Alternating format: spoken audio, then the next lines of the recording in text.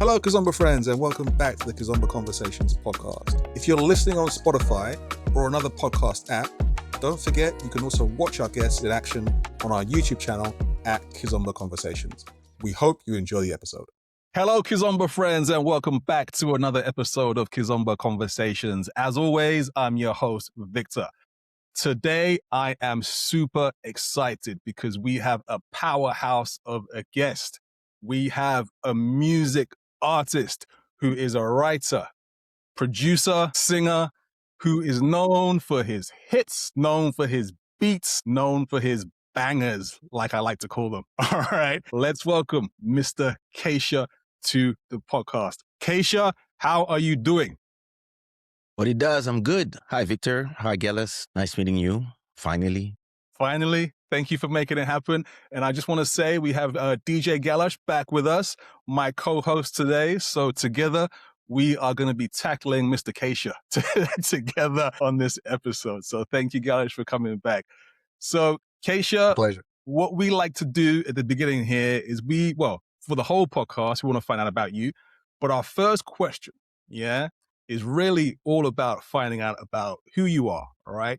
And it's really, especially for the people who may not have heard of you, just tell us a bit about your background, essentially, who is Kaysha? Well, this is hard to do in a quick resume. Condensed version. I can try. Let me try to condense. I was born in Zaire, in the middle of Africa, what you now call the Congo. As long as I can remember, I've always been a geek and a musician, like from banging on kitchen instruments to programming my own stuff to then making music, and not like one genre in particular. I've always been like that since probably I was 8 when I programmed my first program, and when I did my first beat on a Amiga, probably. And I'm a producer, I'm a writer, rapper, singer, engineer, executive producer, MTV Award nominee, Cora Awards triple winner, multiple silver, platinum, and gold releases. That's for the hooplas. And I make music, all type of music, without never actually... I would say trying to always escape the genre categorization. I try, even if everybody has a box where they put me in. My goal is always to leave that box and go to freedom. Yeah. There you go. Yeah, and that's great because it makes you versatile, right? Like you say, not staying in one box, you can do different things and people can see you in different ways. So I think that's great. So you said you were a bit of a geek. Not a bit. I'm a pure full geek. Yeah. Okay.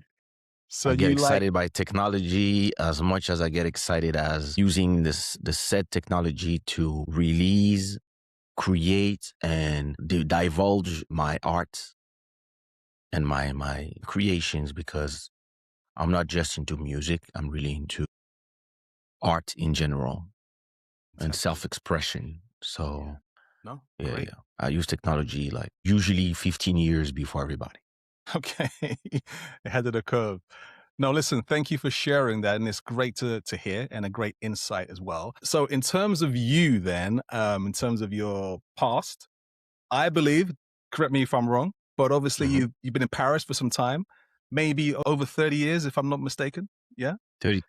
32. Okay. Then you moved to Lisbon. Yeah. And obviously, because this is a podcast about Kizomba, obviously Lisbon is quite connected with Kizomba's global spread. Okay. So you've been Paris, Kinshasa, Lisbon. So how have those 3 cities shaped you and your music, being from those 3 kind of areas? Well, actually, it's not 3 cities. There's a little more. Okay. So first it was Kinshasa. In the middle of Kinshasa, there was China, Beijing. Then I was in Tokyo with my parents, politician and businesswoman. Then it was Paris, but Paris with Brussels every weekend. So it was Paris studying and usually going on weekends with in the Brussels house. And I would spend my summers either in Kinshasa or in Waterloo in Brussels. Then I'll start going around the world because of music. And then it was Lisbon. I lived in Lisbon since 2012, but I started going in Lisbon in 2003. And I also was a lover of New York City. Since 96, I was always in New York as well. That's where I created my Kaysha.com. That's where I also, because I was a hip hop head. Okay, yeah. So New York was the Mecca. Yes. So all these places are important. And I also lived in the West Indies, and I can't forget that. I also lived in Martinique, in Guadeloupe, and for the longest time in French Guiana, which made me at the crossroads of the Caribbean, South America, and North America, and the French culture plus the Caribbean culture, and a lot of African and Chinese culture that is there. So I actually fit in places where all the misfits fit, like places where people are just mixed with everything. Because when you think of most European cities, like France, it's always a mix of the people who have been there for hundreds of generations, and they are mixed with arrivals from every century, every decade of old colonies, new people chasing new dreams. So you had waves of North Africans, Sub-Saharan Africans, Caribbeans, Chinese, etc. So I grew up actually listening to music from everywhere because, first of all, my parents are music lovers to begin with. So my dad, having a lot of money early, built his own club. Wow. He built his own club in the house. So he had like a club that could fit, I would say, 50 people in the house, mimicked under a club in Paris that he used to go with Jacob de Varieux from Cassav. So it was a club that they loved, both of them. So my dad built a replica. And in there, my mom herself, 8,000 vinyl collections of funk, soul, R&B. My dad was more into Congolese music plus rumba. The Congolese rumba, but also Cuban, Latin. So all types of African music that went away, right? So that was my first exposure to Cassav, Celia Cruz, but at the same time, Shalamar, James Brown, Michael Jackson. So it was already mixed. And then when we arrive in France, I'm 7, and all of a sudden the music changes because now it's the 80s, and in the 80s it's the rise of the Europop. Yes. So from the UK you have groups like Pet Shop Boys, all these groups. Don't leave me this way. Like all these, all you have Duran Duran. I think I think they're from the UK as well. You have Italian disco pop. You have French music, French variété as we say. So Partenaire Particulier, Mylène Farmer, all this music. And then at the same time, you also have the music that is coming from South Africa and everything that is playing on TV. I'm just drinking everything. And at the same time, I'm fascinated by Jean-Michel Jarre, who is somebody who was really a pioneer in electronic synthesizer music. So I start buying CDs from all these heroes at the same time. So this is also the rise of Michael Jackson, of course. So I'm a fan of everything. I was not really a fan of Congolese music, maybe because I grew up listening to it and I grew up seeing them play in my backyard. So I didn't really feel connected to it the same way I felt connected to Bobby Brown and all the Guy, Teddy Riley, all these, the R&B from the 90s. And then as I grow up, so I think I'm probably, when I'm 12, 13, I'm really obsessed with the pop from Europe, like Def Leppard, Final Countdown, and at the same time, groups like Toto. And from my mother's listenership, the Celia Cruz and etc. But then when my mom listens to the Shalamar, the Pointer Sisters, like I'm also have disco entering. So I'm just like a sponge. Everything is just going in. And it's probably at 15 that I discovered the Beastie Boys. That's the first hip hop cassette that I buy. And that's when I'm hooked and I become really, I would not say that I become full hip hop because I still listen to R&B and I also listen to cock robin and all type of music, but I really become focused on hip hop and I'm actually more interested in how the beats are made. And so by the time I already went from having my first synthesizer when I was 7 to now I have big machines because every Christmas and every birthday I would ask for a machine. So now they get bigger. And at the same time, I go from trying to play music from series or Europop, or it was not house music at that time. It was more like from Kraftwerk to Depeche Mode. So I'm still at the same time very pop, but at the same time, I'm really drawn into hip hop. I don't want to be a rapper because I'm way too shy, but I want to make music for rappers. So I stopped making a lot of hip hop beats. By the time I'm 16, 17, now so it's the same time as the first wave of French rappers. So I'm in this wave as a beat maker. I make beats for a lot of people, but every time I go to shows, usually I go to supply beats for people. I come with cassettes. So when people want to do freestyle, I have beats. Or when people give me a floppy disk, they can get a beat for free. And I started making beats for all these rap pioneers from France. My goal is to make beats for my sister, who was a French rapper as well. But me and my sister were rapping in French she was rapping in French and English. Me, I only wanted to rap in English because I only listened to rap in English. So rapping in French made no sense to me. I was like, what? Rap is in English. But I understood. But I start to write some raps as well. But again, I'm way too shy and I like being in the obscurity, making beats and writing, but just writing for me.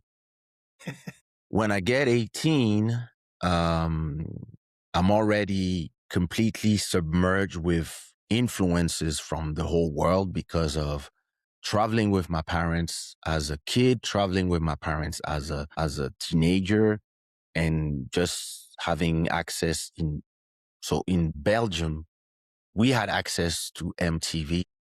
So there was MTV Rap.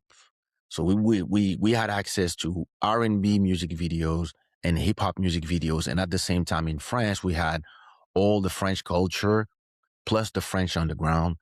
So I was like kind of everywhere and liking everything. So when I get 18, we go to Brussels for the summer.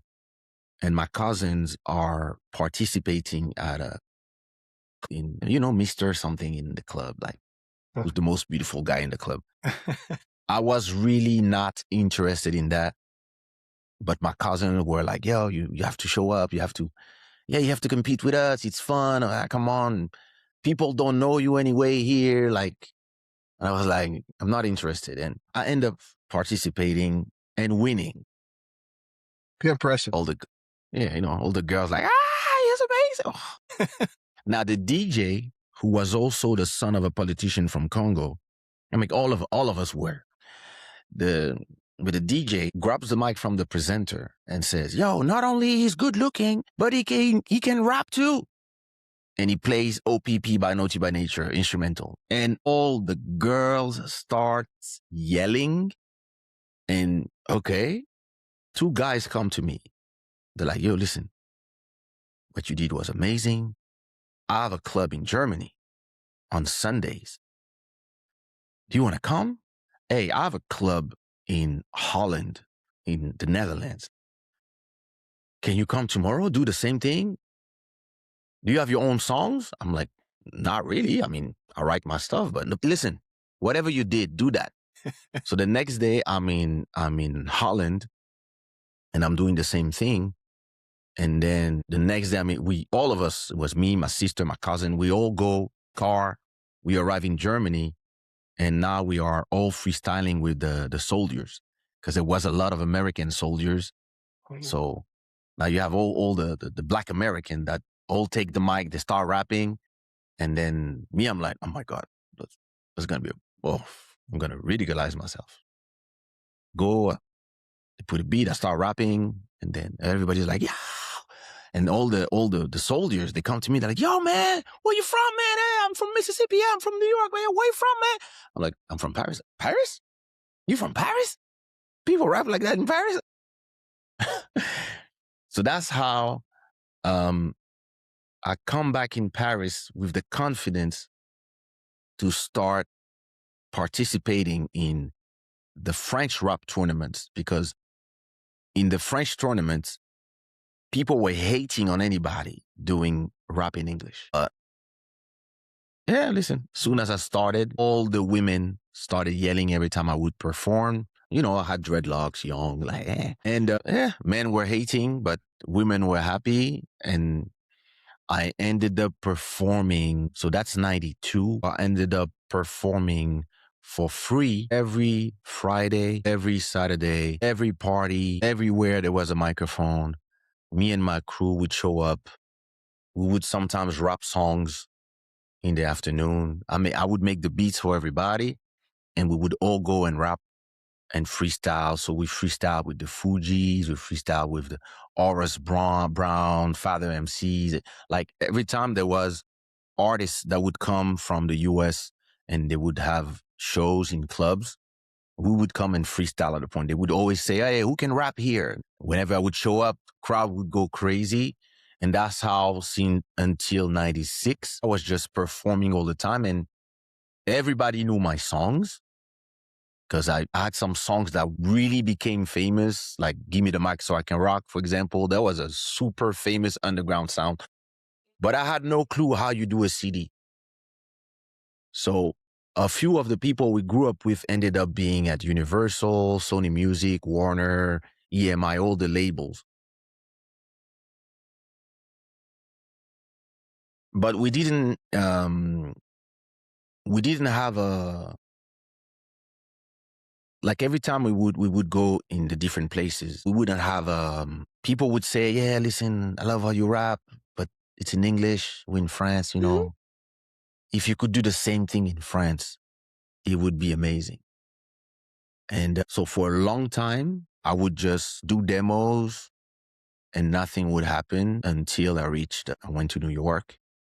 And that's when really people told me, yo, listen, what you do is amazing. Don't stop.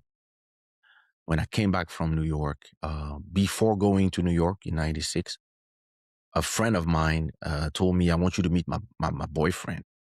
He's a Zouk artist. I was like, a Zouk artist? And like, it's like, yeah, his name is Jean-Michel Rota. I'm like, I have no clue who that is. Mm-hmm. And he's like, yo, listen, he's the Michael Jackson of Zouk. I was like, word? Yeah, and that's my boyfriend. I was like, okay, but why does he wants to meet me? Like, he's like, no, listen, he wants to come to your show, and yeah, listen, he has a proposal for you.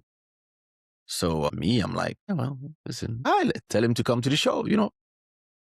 So we perform in center of Paris in a club called Luna 37. It was like Châtelet, center of Paris. And Jean-Michel Rotin shows up with his girl. So after the show, he comes, he's like, yo, guy, you were amazing, etc., etc. Listen, I'm doing my solo album. I've been looking for somebody to rap on my album. Would you be interested? And me, I'm like, rapping on Zouk? This makes no sense, bro. And he's like, now listen, I have this, my sound is different. I'm like, well, listen, since I know your girl, yeah, let's go. So we all went to his crib. And when we arrived to his house, that's when he blows my mind. Because he's like, yo, listen, this is Zouk, but it's R&B at the same time. And he's like, I'm like, oh, and then you have like all the Teddy Riders that like, but like, I'm like, and they sing like R&B, like they have R&B harmonies on Zouk tracks, but they sound like R&B. I'm like, bro, all right, what do you need? It's like, yo, listen, I need 8 bars here. I need 8 bars here. I need 8 bars on that song. It's like, okay, listen, I'm going to New York in 2 days. So he's like, can you record tonight? I'm like, yeah, I just need to listen to the songs, write them. He's like, okay, can you be in the studio in 2 hours? Yeah, sure. So there's a legend in the Zouk industry called Ronald Rubinel, and he had his own studio. So we go to his studio, Latitude 101. We arrive there. I'm like, all right, play the songs. So they play the song. I take a pen and a paper. I'm listening. I'm like, okay. After 10 minutes, I'm like, I'm ready. So the engineer's like, yep, mic test. Okay, he says, well, whenever you're ready, I say, all right, let's go. He put the song, one take. He's like, you want to hear it? I was like, no, I'm going to double. Put the second track, put the third track, finish the track. I'm like, all right, I'm done. Next song. And in, 30 minutes, 40 minutes, because at that time when I was rapping, I was proud of the fact that I didn't need to re-record. I would just write and record one take. So then I told them, guys, I'm sorry. I would love to stay for the mix and etc. But I have to go because I'm going to New York tomorrow. Next day, I'm in New York. I go to New York for 3 months. There, I work for Vibe magazine. I work for Street Sound magazine. I just mingle in the hip hop scene in New York. And then when I come back to Paris, Jean-Michel tells me, hey, I have a show. Do you want to come with me? I'm like, to do what? He's like, to perform. I'm like, yeah, but I mean, perform in the Zouk show? Like, what? Like, people don't know me. What's the point? He's like, no, listen, the songs where you rapped are quite popular and it would be great if, listen, just come and sing along. I'm like, all right, cool.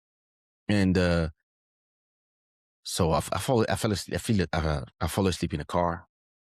And by the time we arrive in a parking underground, so we go backstage, etc. And I'm hearing like some noise, like I'm hearing like people screaming, but I'm not hearing like a normal club. Like, doesn't seem like it's like 500 people or 200 people. Seems like there's a lot of people. And I'm like, so I asked his manager, I'm like, how many people are here? The guy's like, around 10,000. I'm like, wait, what? What's going on? It's like, the manager is like, this is a superstar of Zouk. I'm like, 10,000? These guys are crazy. Anyway, so when we backstage, Jean-Michel is like, okay, you entering at the 8th song. But don't worry, right before it's your turn, somebody will come and tell you you're entering in this song. So I can hear like the excitation. So when he gets out the door to go on stage, you can hear 10,000 people. But you don't, because you on the other side, you have no clue that you are actually in one of the biggest venue in Paris and it's full. So when it's my turn, I enter. I said, okay, I'll enter. I said, no, listen, when the song starts, you enter. I'm like, no. I'll enter exactly when my rap starts. So when I entered, at the same time, I got shocked because of the noise, like the probably 8,000 women yelling. I got shocked at that. Listen, I got shocked it's the question, man. How did that feel? How did that feel? It felt strange. Okay. It felt strange because I had no clue. And I had no clue that performing for all these years in the underground, a lot of these women were actually from the West Indies, of course, from Africa. Because to me, I was like, hey, listen, I just make music. I never thought about music and nationalities. And if you're from here, you have to do that. I never thought this way. To me, I was just like, hey, I rap. I like to rap. But most people, even if they listen to rap, when they go home, because most of them were the sons and daughters of first generation immigrants in Paris. So they were still listening to a lot of the music from home at home. So when I arrive in reality, it's the best of both worlds for them. They love the rapper, but they also love the Zouk guy. And when I come back from the stage, his agent is like, that was amazing.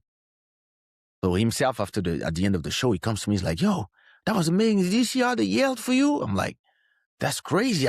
What happened? He's like, yo, listen, what are you doing? What are you next week? I'm like, nothing. Why? Me, I go to university. I'm studying economics. So it's like, bro, you need to come with us. And that's how I start going on tour with them all around France. And that's how I get into the Zouk world as a performer. I did a track with Nichols. I did a beat for him. That was my first entry, but that's when I really put my 2 feet in there. But I get there as a rapper that performs and dance for the biggest superstar at the time in the early, it was the end of the mid 90s. So we're talking 95, 6, 7, 8. And that's how I go to the West Indies for the first time as a performer. Yeah, no, listen. I didn't reply to your question, but well, look, you're giving us a full story there, and that's great. And then just going back from what you said, if I can remember, so you, first of all, it's like your start, and then finding out about the beats and soaking up everything like a sponge. So you've got all that, then your background with your mom and your dad and all that. So now, when obviously we hear your sounds, listening to what you've just said kind of makes me understand a little bit more about where that evolution's come from, where you are in terms of the beats, because you said you like the beats. You can hear in my beat. Say again? You can hear the group Yeah. Take on Me. You can hear them in my beat. If you listen to my beats, you can hear and it's interesting because it's a mix of Europop, because I use a lot of synthesizers from the 80s. I use that sound because that's the sound I grew up on. And so you can hear, at the same time, I'm using sounds from the pop from the 80s, but then I play them like Manu Lima or Philippe Montero. Like beat making, and that you're going back from where you started and everything. So definitely an influence in terms of when people listen to you now, Kaysha. So listening to you talk now, we kind of get it in terms of where you come from. And you drop some old school names there, man. Duran, was it? Soul to Some of the other Soul, people making me feel old, man. But but no, and it's great. And thank you for sharing that. And obviously you've been on a journey, man. And obviously after all that, it grew even bigger. But I'm gonna hand over to Guelas to ask you some other questions there. So I'll go over to you, Guelas. What up, homie? What's going on? What up, bro? So listen, piggybacking what you just ended your journey thus far to the mid 90s and starting the journey with Jean-Michel Autain and the Zouk world, and kind of landing with, the whole hard R&B, hip hop, and that mixture that Jean-Michel Autain also started. You, Kaysha, born in Zaire, raised in France, been all over the world, started to gain some notoriety in the Zouk world. Yeah. Were you celebrated across the board, or was there any resistance? And that question also stands for all the other genres that you also delve into over the years. When you don't respect the boundaries, you will always create at the same time the excitation of revolution, and at the same time the resistance of people who don't like their habits being shaken off. There's always be voices of, that's not the way Zouk is supposed to sound, or that's not the language Zouk is supposed to be performed in. But at the same time, when you're in your 20s, you don't care at all, because you're doing your thing and yourself have been dreaming of your heroes, like other trailblazers, from Madonna to Michael Jackson to Stevie Wonder to James Brown. You are drawn to creating And creating is not just making music. Creating is creating subgenres. Creating is listening to Fado from Portugal and listening to Zouk and to R&B and being like, oh, how would I mix that? Because I see myself like a bartender doing cocktails. I cannot serve you orange juice, water, or I need to always, if you ask me for orange juice, I'm going to put some grenadine in there. I'm going to put some vanilla. I'm going to give you something that has a rainbow.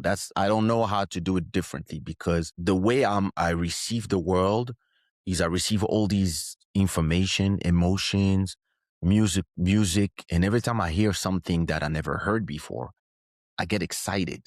I'm like, what is this? And this is Kuduro. The first time I went to Angola, what is this? What are they dancing? Oh, this is Kuduro. I want to do that. That's how I did the dollar. And instead of doing it the way they do it, then I like to deconstruct and then reconstruct, but my way. So some people might take it as a lack of respect for the norms that are the boundaries of a genre. But me, actually, it's a form of respect. I'm like, okay, I'm going to take what you do and I'm going to incorporate it in the rest of the things that I'm doing. And the goal is for the public, when you do it well, for the public, it's just a great song. But then for other scientists, beat makers, technicians, people who understand, they will be able to, oh, I hear a little bit of, okay, that's a cocktail. Somebody who have no clue how it's done, I want to sex on the beach, oh, it's great. And somebody who has the knowledge or who has, in French we say papille gustative, so that's the things on your tongue, are going to be able to your palate. See, oh, there's a little bit of mint, there's a little bit of this. Oh, I can see. And so those people would be more excited about what is the mixture than what is the end result. And me, I think I'm a great mixer of everything, because if I give you a song like One Love, for example, One Love is considered, along with Question My Heart, Deeper, Rebound Chick, and a lot of the songs that I did, but One Love has been considered for a long time as one of the most iconic and greatest Kizomba song ever. But to me, it's never been a Kizomba song. And if you go to France, for them, it's a Zouk track. For the Palop people, it's a Kizomba track, because a lot of the first generation Kizomba dancers, they all learn on that song. But if you go to Brazil, they call it Zouk, but they dance lambada on it. Mm-hmm. But if you ask me, it's actually a mix of pop, because of the way I played the guitar. I didn't play the Zouk guitar. If I would have played like a Kizomba way, it would have been, or if I would have played the Congolese way, like Motema, it would have been. But I asked the guitarist, I said, listen, I want you to play like if it was a Bob Dylan song. I want it like, I was like, that's what I told him. And he was like, yeah, but that's strange, because your beat is like, I was like, yeah. And then that's the mixture that makes the pop lover say, I don't like Kizomba, but I like this. Or the Kizomba lover that says, yeah, I'm not really into pop, but wow, this Kizomba has a different feeling. Is the mixture. It's the way that you can blend the different cultures together. And I really had less of the rejection to my music and more of I see myself in the music, but not in the entirety of the music, but it's like a prism. Depending on which side of my music you look at, you're going to see yourself somewhere. And that's why everybody is always like, I don't listen to Kizomba, but the Kaysha music is different, because you can have the R&B, you can have the hip hop. You always have something from you in there. The best example is Something Going On. something going on is everything. It is one of the biggest Konpa song, the biggest Kizomba song, the biggest Zouk song. And to me, it's actually everything at the same time because there's elements of everything. You have the Konpa elements in the percussion and the but you also have the that's actually Capverdian Pasada. But the way I play the rhythm is actually Kizomba, but the way I play the hi-hats is actually from the Zouk. But then the way I sing it is actually R&B.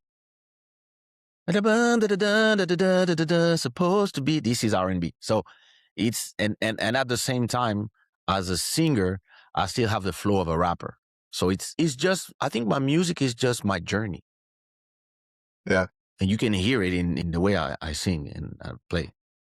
I can definitely attest to that. And as a witness of what happened since the beginning of your solo career, I remember I was in Portugal on vacation and I was at Musulu. And the first time that I heard the Ule remix, Bounce Baby. that Bounce Baby, that just blew my mind. I ran to the DJ. I'm like, what is this? And the next day I went to buy you a CD.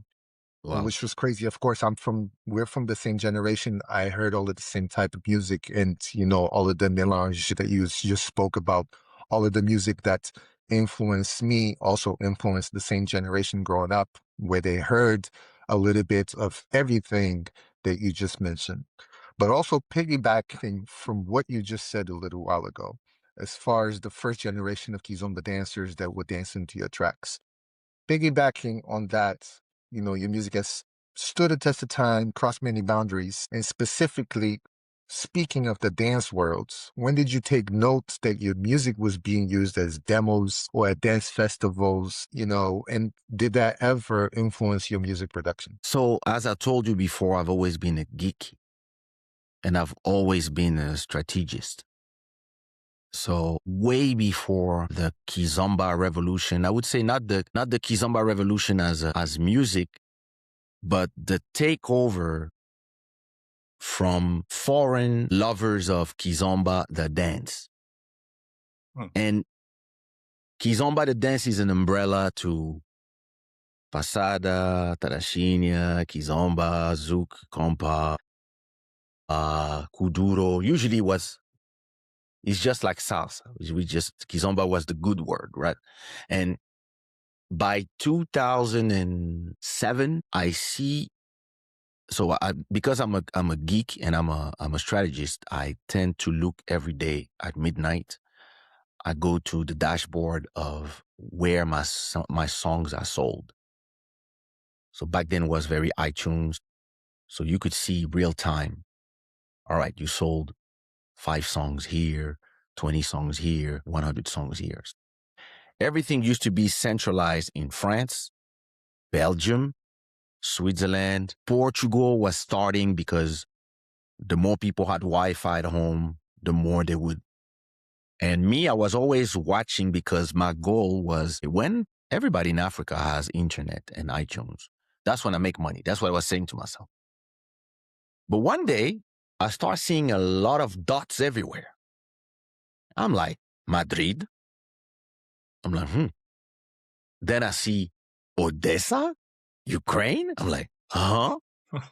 Then I'm like, India. Then I'm like, okay, something is going on that either people are discovering me on YouTube from everywhere and the algorithms are just taking them to my music, or something else is happening. So in 2008, I come here in Lisbon. So I was still living in Paris. I come to Lisbon for a show and usually would stay 3-4 days after the shows. And somebody takes me actually to one of the first Kizomba festivals, which was probably Africa Dansar, I believe. That's when, so me, that's the way I am.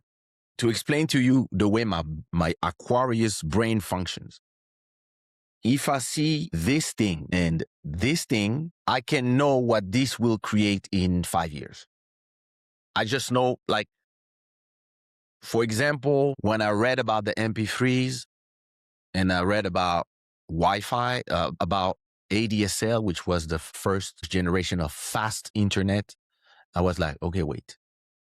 If we are able to download at 100 kilobyte per second and music files go down from 40 megs to 4 megs with MP3s, the CDs are dead. That's the way my brain functions. When I say this to people, usually they don't believe. And 10 years later, they're like, oh, you were right all along. So when I arrived in Africa Dansar, it was in Olayas, I remember, in Hotel Ramada or something. I go in there and I see a bunch of white people dancing, doing representation, dancing Kizomba. And I'm like, okay. And I was like, this is what. So I go talk to a girl. I'm like, excuse me, where are you from? And she's like, I'm from a little city in Ukraine called Odessa. I'm like, that's the point. That's her. Where are you from? I came all the way from India. Wait, you travel to dance? Yes, I traveled to dance. I was like, I went back to France and I told everybody, listen, if you guys don't create Zouk festivals where people learn to dance Zouk, it's over. For the brand Zouk, it's going to be over. And that's exactly what happened.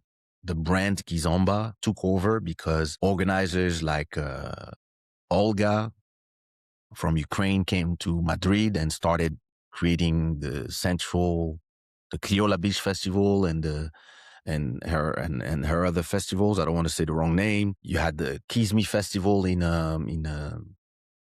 Budapest. You had all of a sudden it started going everywhere.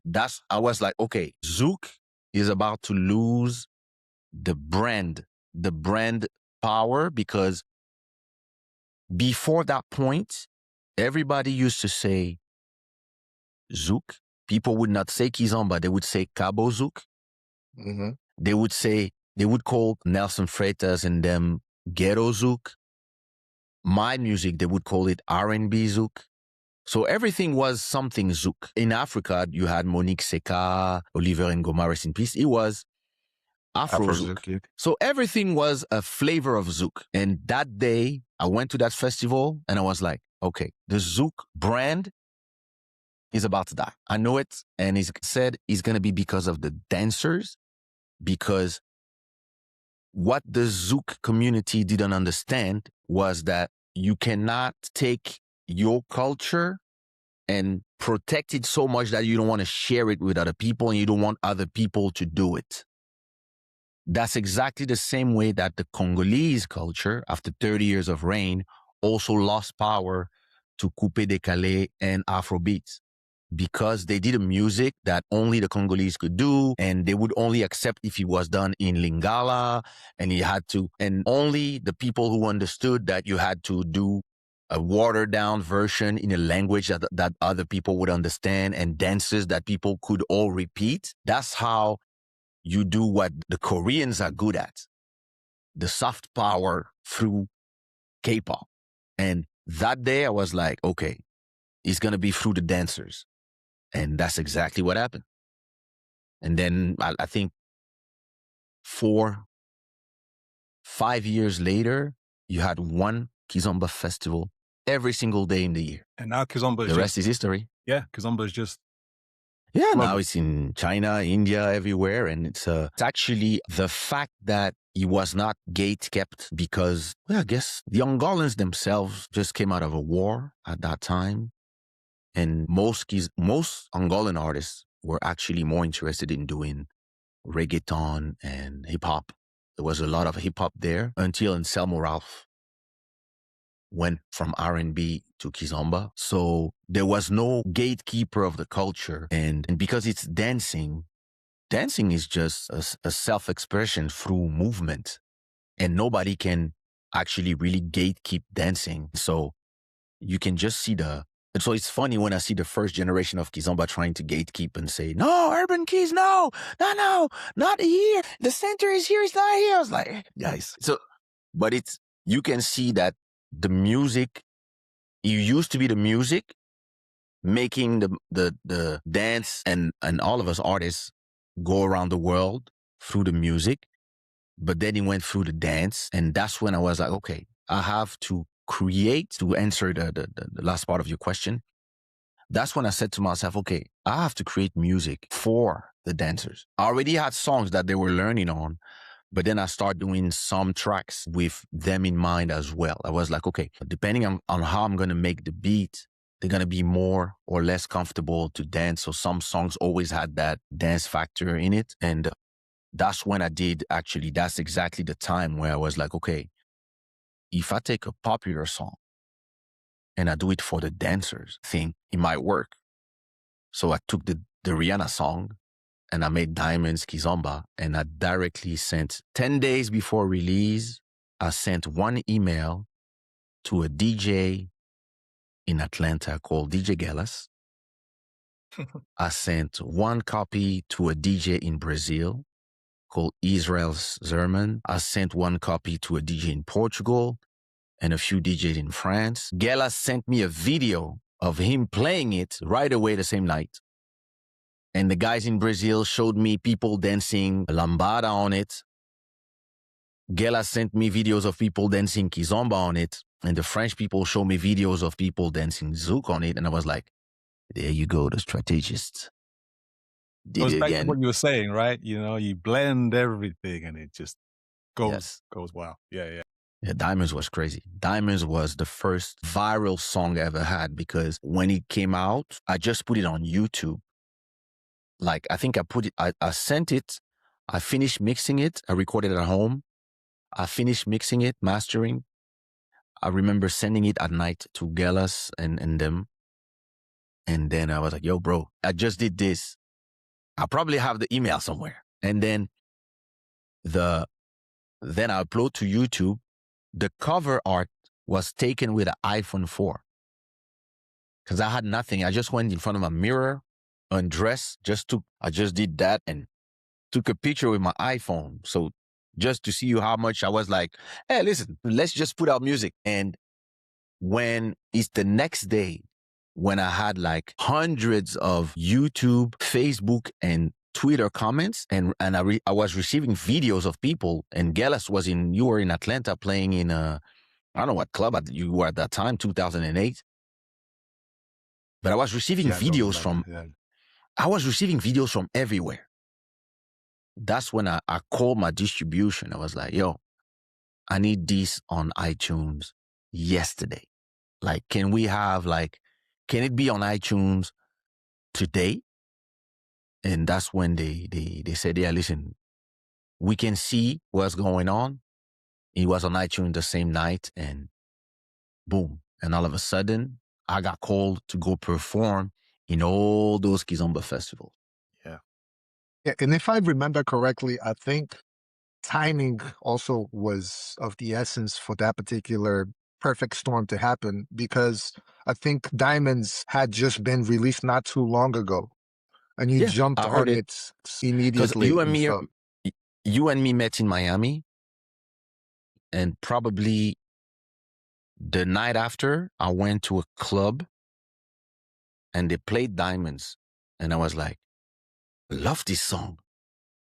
But then after 2 days, I went to Paris and I heard the same song again. I asked the DJ, who's singing this? And he was like, oh, that's the new Rihanna. I was like, so I came home from the club straight away. I went to, as it was playing in the club, I was hearing my version. I went on YouTube. I found out the lyrics. I went to play it on YouTube. Then I just replayed the keys, and then I just did my version, and then I just performed it straight away. And then I saw you maybe a week before, and a week after my version was out. I was just like, I put it out, no album, because back then we were coming out of the album world where you had to release music inside of albums of 15 songs. Me, I'll just put it on YouTube, and it just blew up. And then after that, Albeit and Sarah just sent it to the moon with their video. That's the video that made them, both of them, also like the first generation of Kizomba dancers, superstars. I think it was them, the first two really big dancers. Yeah, that went viral with into Tony. the millions. Yeah. And on YouTube, their video, and so this also made the song of the Kizomba festivals. So it's an ecosystem where everybody need each other. Yeah. It's interesting. I mean, now the dancers don't even need singers. Like, they prefer dancing on beats. Yeah. So that's me. All the singers are like, no. And me, I'm like, I'm a beat maker. I don't care. Make beats too. And less work for you. Exactly.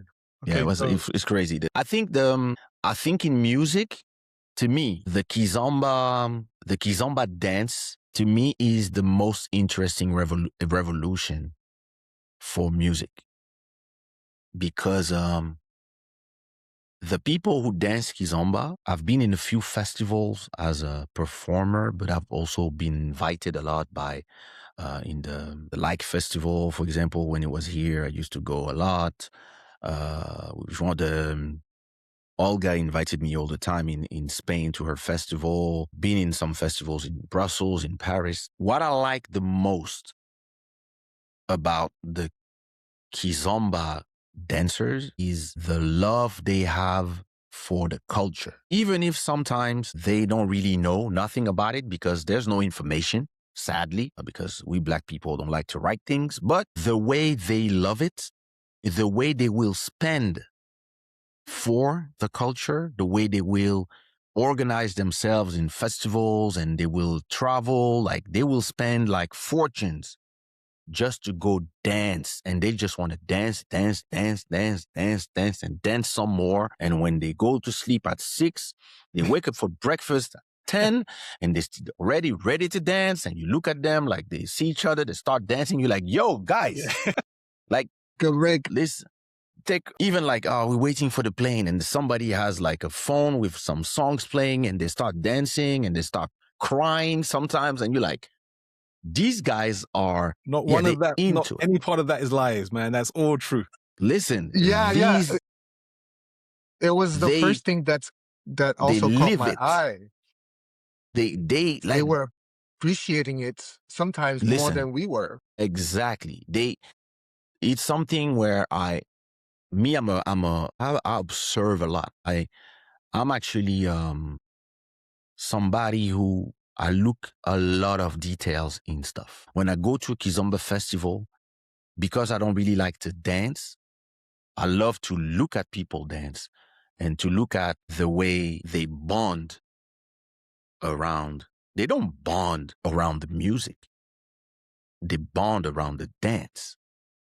And of course, they're going to have their favorite song and stuff, but it's really about the dancing, the movements, and you can see people from all over the world who are really wanting to learn these steps, whether it is the Pasada steps, the Konpa steps, the Kizomba steps, the Zouk steps, the urban keys, etc. Whatever it is, like you have these communities that form around a sincere. It is really a sincere appreciation and love for the culture and what it does for them. And when you are a creator of the music, you can only appreciate. Like, a lot of times, I remember there was a point around 2014, 15, where the Angolans of Portugal started getting angry.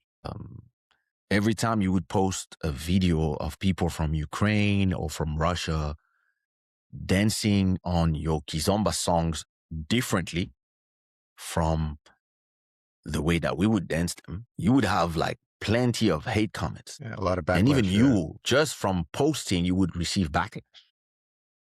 And me, I remember receiving this video from a couple from Ukraine. They're in the snow and they're dancing to one of my songs. And of course, they're dancing differently. It's urban kids, so it's a lot of strange moves. But listen, I come from breakdance hip hop. So for me, there's nothing like I can see the elements of this. I can break it down and be like, oh, some break dancer probably is at the origin of that. And me, I post a video and then I receive a comment of somebody saying, yeah, you see, this is why we don't support you artists. You are sellouts, blah, blah, blah, blah, blah, blah. And me, I reply, all right, first of all, as a creator, there is nothing beautiful as seeing other creators being invested and inspired by your creation, and seeing them create something out of your creation is actually the most beautiful thing in life. That's number one. Number two, where's your video? No, but where is your video?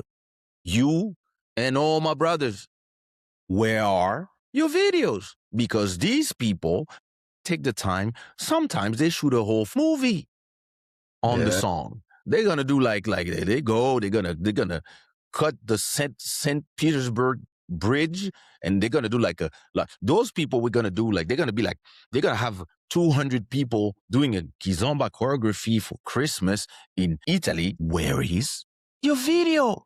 If it's your culture, when are you supporting it? Been in your Insta? I went to your page. Where's your video? It's okay. When you have a video, when you can show us how it is danced, you're going to let me appreciate those who are spreading my music through their steps.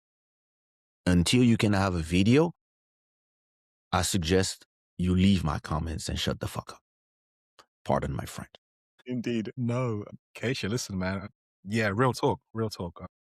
Everything you said there, very insightful and very educational as well. And, you know, just the last part about Kizomba. Yes, absolutely. People love the dance, man. They love it. They make community, they make friends. Part of the reason why I love it so much as well. Like you have Kizomba babies now. Yeah, well, that too. Yeah. Some of your music might have helped with that as well. But anyway. Listen, I know, but you know how beautiful, like people don't see these details, right? How beautiful it is to go to a Kizomba festival, the same festival 5 years in a row, right? And the first year you see 2 people who are just dancing. The second year you see them dancing together. And then the third year they come together as a couple. And the fourth year she's pregnant. And the 5th year she's with the baby at the festival. That's moving. To me, that's the most beautiful and the most sincere form of appreciation for what we do as creators. To see people who really like appreciate the music. And you have so many artists that are struggling because it's hard to perform in the clubs. The scene is so crowded now, and you have 1 million DJs. It's so easy to be a DJ now. It's so easy to be a dancer. It's so easy to be everything now. But when you can create something out of your own emotions and turn it into a song, and then you have people telling you, oh, this is my wedding song. Yeah. Or, oh, listen, I remember the first generation of Kizomba dancers, a lot of people had either Deeper, Rebound Chick, Question My Heart, One Love, Motema, Fiona, one of my songs as the song where they learned to dance Kizomba. That's an honor for me. That's beautiful. That's one of the things I appreciate the most about the dancers. Like, they will never forget that your song it's just like when people get married to your song, or they kiss for the first time on your song, and it then becomes the song of their wedding. Like, if the first time you learn to dance the music, it was on Diamonds or One Love, then it's over. It's always going to be your song as a dancer. And that's beautiful because dancers are creators. On the contrary to, and I appreciate the listeners as much, but the listeners are listening.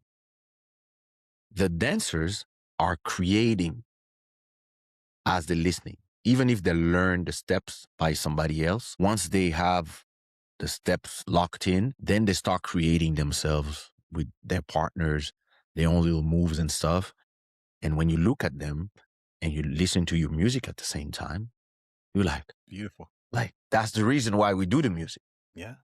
I mean, me.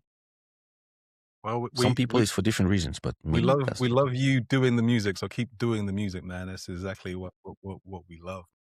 Kaysha, I wanted to ask you something though, because you've talked about a number of your songs I wanted to speak, but you spoke about them, which is great. So you talked about something going on. We have that as a global dance anthem. You talked about One Love, Diamonds, all these hits, like I said at the beginning, hits and beats that you make, right? There's one song, Vanna Bossa Nova. Ooh. So yeah, that track is more about Latin rhythms, isn't it? Mixed with Kizomba. So you kind of, again, like you were saying, you create and you kind of blended those two together. So with that particular song, what were you thinking? Did you imagine it would be really successful? So it's very interesting. Havana started as the Kizomba version.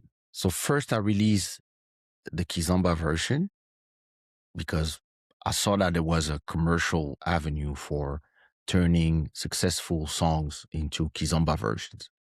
So I started doing that. It was Drunk in Love and other songs that I did, even Sexual Healing from Marvin Gaye, etc.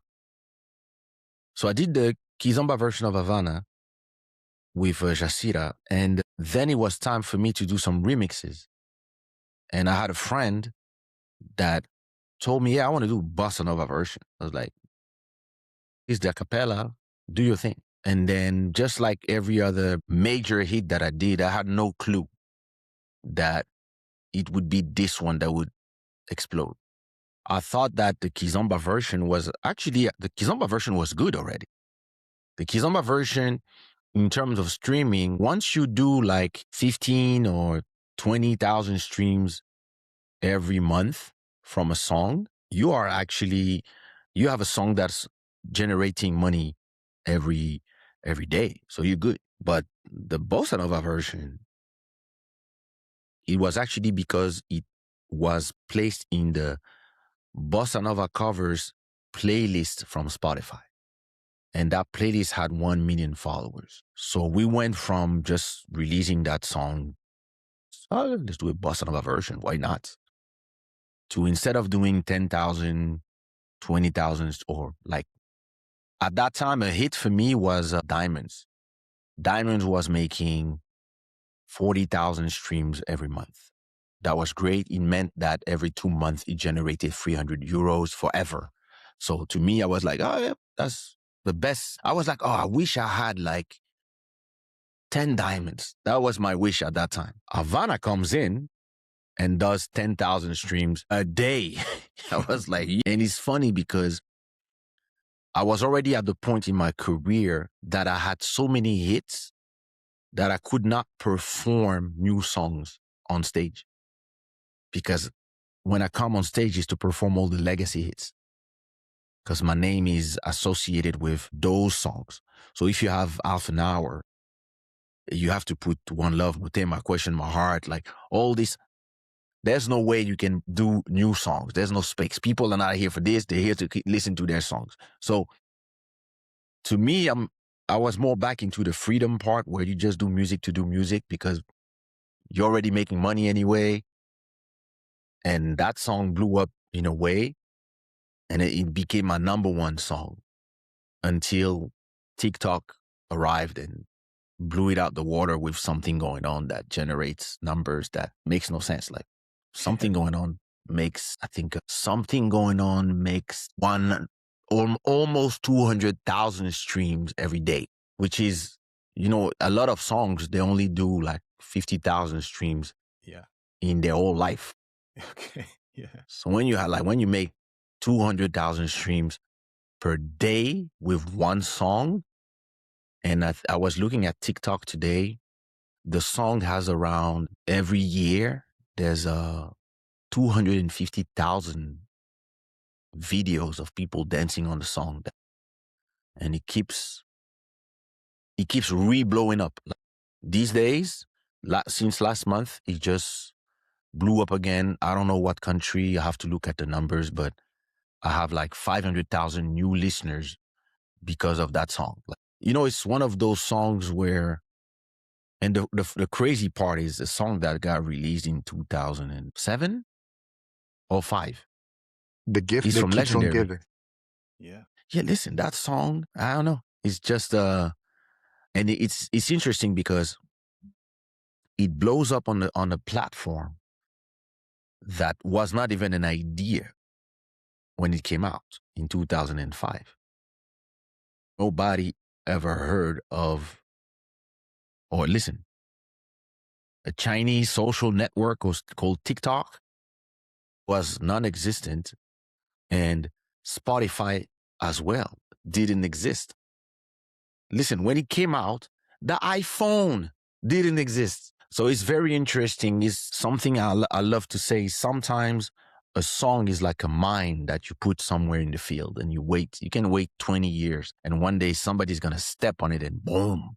And that's exactly what something going on is just that song that just, and it changes everything because I have a monthly listenership of 150,000 people in the US and another 150,000 people in Brazil and another 150,000 in Indonesia. Wow. 3 complete different parts of the world. Yeah. And then you have a bunch of 50,000 here, 80,000 here, 10,000 here. Like you have the whole world listening to one song in places where you never ever performed, where you never been. And you have all these kids who are like, oh my God, I love you so much. This is the best song I ever heard. And you look at their profile, they're 14. And then sometimes somebody goes on YouTube, they find the old YouTube video and they're like, wait a minute, the song is older than me? Yeah, and It's I crazy. remember you recording that video in Brazil. Yeah, For something going 2007. on. Yeah. Yeah. And I think you did the video yourself, actually, or Yeah, something like that. I produced. I mean, I had a hire a camera crew from Brazil, Taquinho, and I had my own video in my head. When it came out, everybody from the Zouk world and the Kizomba world complained about the dance because everybody was like, "What are they dancing in this video? Why are they all?" And I was like, "Yeah, it's called Lamba Zouk," and because I was like, I arrived in Brazil and everybody was telling me, listen, we love your music. We love Zouk. And we dance Zouk here. I was like, what? They dance Zouk in Brazil? So they took me to a school where everybody was it was in Brasilia. First of all, the owner of the school, when he meets me, he cries because that's the first time in his life that he sees a Zouk artist, Kizomba artist. And for him, this like the completion of something in his life. So it is strange already for me. And then they take me to the school and so they explain what is Zouk, who created Zouk, etc., etc. Some things were accurate. Something I didn't have the courage to tell them, that's not really, but I was just listening. And now they're like, okay, so, all right, let's dance Zouk.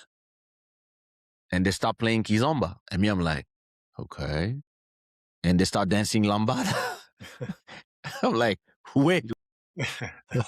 And yeah, listen, we work on the other side of the world. So then after that, we went to Sao Paulo and same thing. Felipe Mija was very emotional when I did my first show there because same thing for them. It was the first time that, and then I realized that in every city in Brazil, you had a Zouk community, but for them, Zouk was Lambada dancing on Kizomba songs, but they called it Zouk because nobody told them and it's too late. And so when we went to Goiânia, which is more in the center, it's more like near the Amazon. It's actually one of the places with the most beautiful women in the world. I went there and I was like, kept looking everywhere. I was like, Lord, everybody's beautiful here. I have to shoot a video. And I was like, I'd love to shoot a video. And oh my God, that would be an honor. Hey, Kaysha wants to shoot a video. So all the dancers community actually said, listen, if you shoot a video, it would be an honor to be in it. We'd come for free. So I just had to pay the camera crew. And I had one of the places, a very famous place called Zhao. The owner was also a Zouk dancer. And he offered me the place for the day. He closed the place down. all the dancers came, and I just invented the scenario of the music video on the spot. And I told them, listen, do your thing, dance your dance, dance the lambada zouk, the braza zouk, whatever you call it. Do your thing. And I wanted to showcase how the same way for me, I can take things from here and there and make it a music that you will recognize, but not.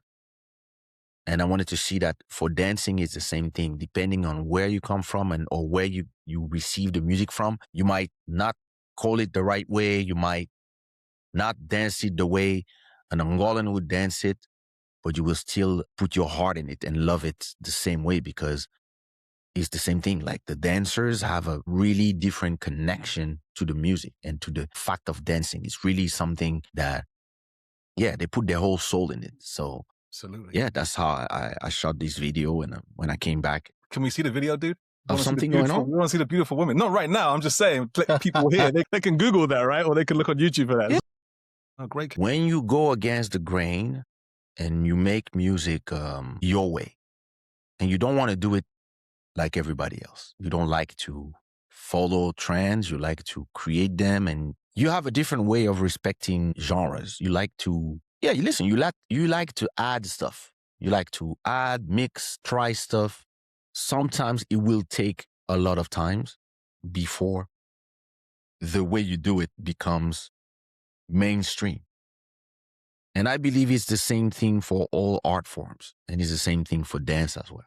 Like, I would love to learn one day how I've been starting to do my research, right, on why Zouk, Konpa, Kizomba sound the same, like in terms of rhythms, and I'm starting to understand that it goes back to, yeah, the Congo drums, the slaves, and the fact that the same people were taken in different areas, and the fact that these music didn't wait for us to influence themselves. Like vinyls used to travel back in the days as well. The Kassav influence, the Taboo Combo influences, the Afro Zouk influences. Every time there was something that was trending, it would go from one TV station to another TV station. It's not something new. That's how music, but because of the lack of documentaries and books and stuff to take the time to try to understand, like I remember watching a documentary about how house music was born in New York and Chicago, and why they called it house music, because of the name of the club where it was, and it was a refuge for the warehouse, and it was a refuge for the Black and Latino and the LGBT communities back then, and it was like fresh after the end of the disco, etc. And it's beautiful to be able to see. And then after that, when you listen to Afro House, you can go back to the point of where it came from, because you have the documentaries and you have the people who were there, who were 17 at that time, who are now 50, 60. They can now tell how they would do it and who, and the Frankie Knuckles and etc. I love that. I'm really sad, and at a point I'll do it myself, but I really think it's too bad that in the Zouk world, in the Kizomba music world, in the Konpa music world, and in the dancing Kizomba community, nobody is documenting. Nobody, I mean, why we're doing the podcasting and stuff is important, because it is also a form of documenting, but nobody's, with all the passion that all of us DJs, musicians, writers, dancers, and organizers, with all the passion that we put in this culture, these different cultures that are mixing each other's with each other's,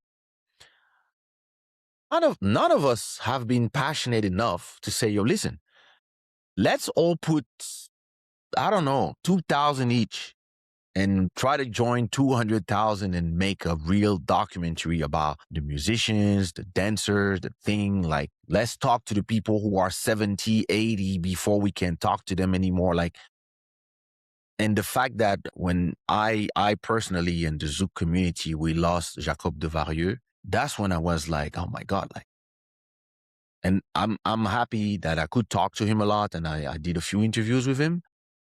But I'm like, look, one of the creators of the music is gone now. Yeah. So that's why podcasting is important. That's why, but also that's why even the artists themselves should feel that it's important that they tell their stories.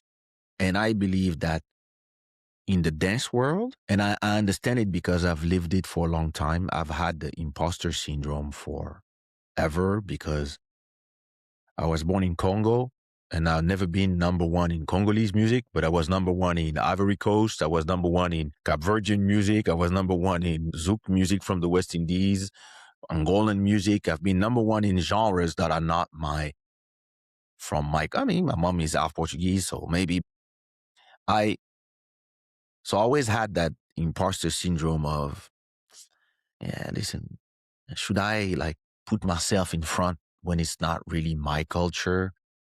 But at a point, like if enough people tell you you're a pillar of the culture, you have to start accepting it yourself and start telling your story as well. And so that the generations that come after you can have something that they can dwell on when they don't have the information. They can type and you appear. And I believe that it is time in the dance community, because it's been like, 15 years of Kizomba festivals? Yeah. Almost 15, more more or less. more than that. Yeah. 17, Yeah. 18 years. Okay. Yeah, African side 2008 or something like that. So yeah. So it is time that the people of the dance community forget about the imposter syndrome. I understand you came from Ukraine, you did a festival in Spain, it became huge. You came from Budapest, you came from here, you came from Portugal, you came from Germany, and you're like, yeah, but can I speak about it because it's belong to Angola? Listen, it belongs to all of us. It's art. Art has no passport. Go ahead and tell your stories, dancers. Like, go ahead. How did you learn? Where did you heard about it for the first time? How did you become Albir? How did you become Sara? How did you become Tony Pirata? How did you become XYZ? Like, how did you create Urban Keys? How did you create that? Like, what do you who make it is you, is the dancers. Like the people who actually kept the Kizomba alive when all the singers wanted to sing Afrobeats was the dancers. During COVID, the dancers were so itchy that they started dancing in front of cameras online. They started doing festivals online. And all this is something that was created by you, and it doesn't matter if it's not your culture or if it doesn't matter if you're blonde with blue eyes. What is important is the intent. Absolutely. You love it, you care for it, you nurture it. So you have the right to tell your story. And you have the right to also tell other people and actually meet also people from the original culture and start gathering the information to learn the dates, who, what, when, what happened in Angola, what happened in the West Indies, what happened in Cape Verde, what happened in Haiti, what happened here and there, how the influences of everything. And I would love to see, if I do my Zouk, Kizomba, and Konpa documentary one day, I will sure have 2 episodes just about the dance, because I think the dance is not respected by the musicians the way they should. The dance is seen as like the fans, like the dance to the music. No, the dance is as important as the music, because the dance is what takes the art and make it travel the whole world. It's really the dance. And So some of these musicians should be actually thankful because it actually revitalized a lot of their careers. yeah, because they're now doing shows in places that they never thought they would perform at some point. Definitely, dance has been used as a vehicle of, spreading this culture abroad into all these places where otherwise it wouldn't have reached. 100%. Yeah. So that's why I think it's very important that I know a lot of dancers are at the same time very protective of the movement, the steps, the essence of what they view as the traditional Kizomba dance. And it's funny sometimes because you tell them you're not really dancing the traditional one, but it's okay. It's okay that everybody is being protective about what they feel is what they love, and at the same time they scared to have a voice as well because they feel it's not my culture, I'm not African, or I'm not XYZ. And go ahead, express yourself, like come to the podcast. Yeah, I think festival organizers should be invited in podcasts, but also dancers, also teachers, also like everybody should be able to be invited to talk because everybody is an actor. Yes. It's like from the DJs to the beat makers. Beat makers also are, they're also forgotten because the artist is always put in front. So the musicians, and everybody. Like I really believe that when you understand that it's the art world, whatever art, it's always a community. And that's the reason why the Kizomba world is vibrant, is because there's this community where you have the community of the dancers, but it doesn't work if there's no music. Yep. The community of the musicians, but it doesn't work if there's no DJs. The DJs, but it doesn't work if there's no organizers of parties. So everybody is in an ecosystem. And once you I think you're 100% understand that, right there, Kaysha, 100%. And I definitely support everything you say, especially around the documentary. Why haven't people done more around that? So anything that people are thinking about doing, let's do it. And in terms of the podcast, you're right. Obviously, we're trying to speak to as many people as we can. So it's great to have there you you go. here. And then, we've got promoters, we've got teachers, we've got DJs like Guelas. So it's a whole rounded thing, man. So I totally agree with what you're saying, 100%. How many episodes you have already? We have about 25 currently. Nice. So I'm gonna go and watch Guelas first if you haven't watched them yet. I think I watched. So when we got in touch, I think I saw one before. Okay. Or I saw one on Instagram or something popped up in my stream. That's how I discovered. And then, thank you. Yeah. Oh yeah, that's right. And I said, hey, Kaysha discovered us. I'm like, hey, okay, he's gonna come on the podcast, man. The magic of the algorithm. That's the magic of the algorithm. We accept that. That's all good. No. It popped up and I was like, oh, that's interesting. I watched a little bit of usually when I watch something on Instagram and I like what I see, then I go do a search on YouTube and I try to see and I watch a little bit of it, and then we sent each other messages and I was like, let's go. Thank you. Honor, pleasure. But my other question I want to ask you, Kaysha, is around working with artists, right? So obviously, you've co-written songs, with Nelson Fredesh, you've worked with C4 Pedro, and others as well. So the question here, George, Sumia, Eligio, ABG. You got there's loads. I also right? launched a lot of careers. Yeah. Okay. So there's that, absolutely right. So my question to you is, when you're working with these other artists, right? What changes creatively when you're making music for someone else and it's not your own voice? Is there anything that's different for you?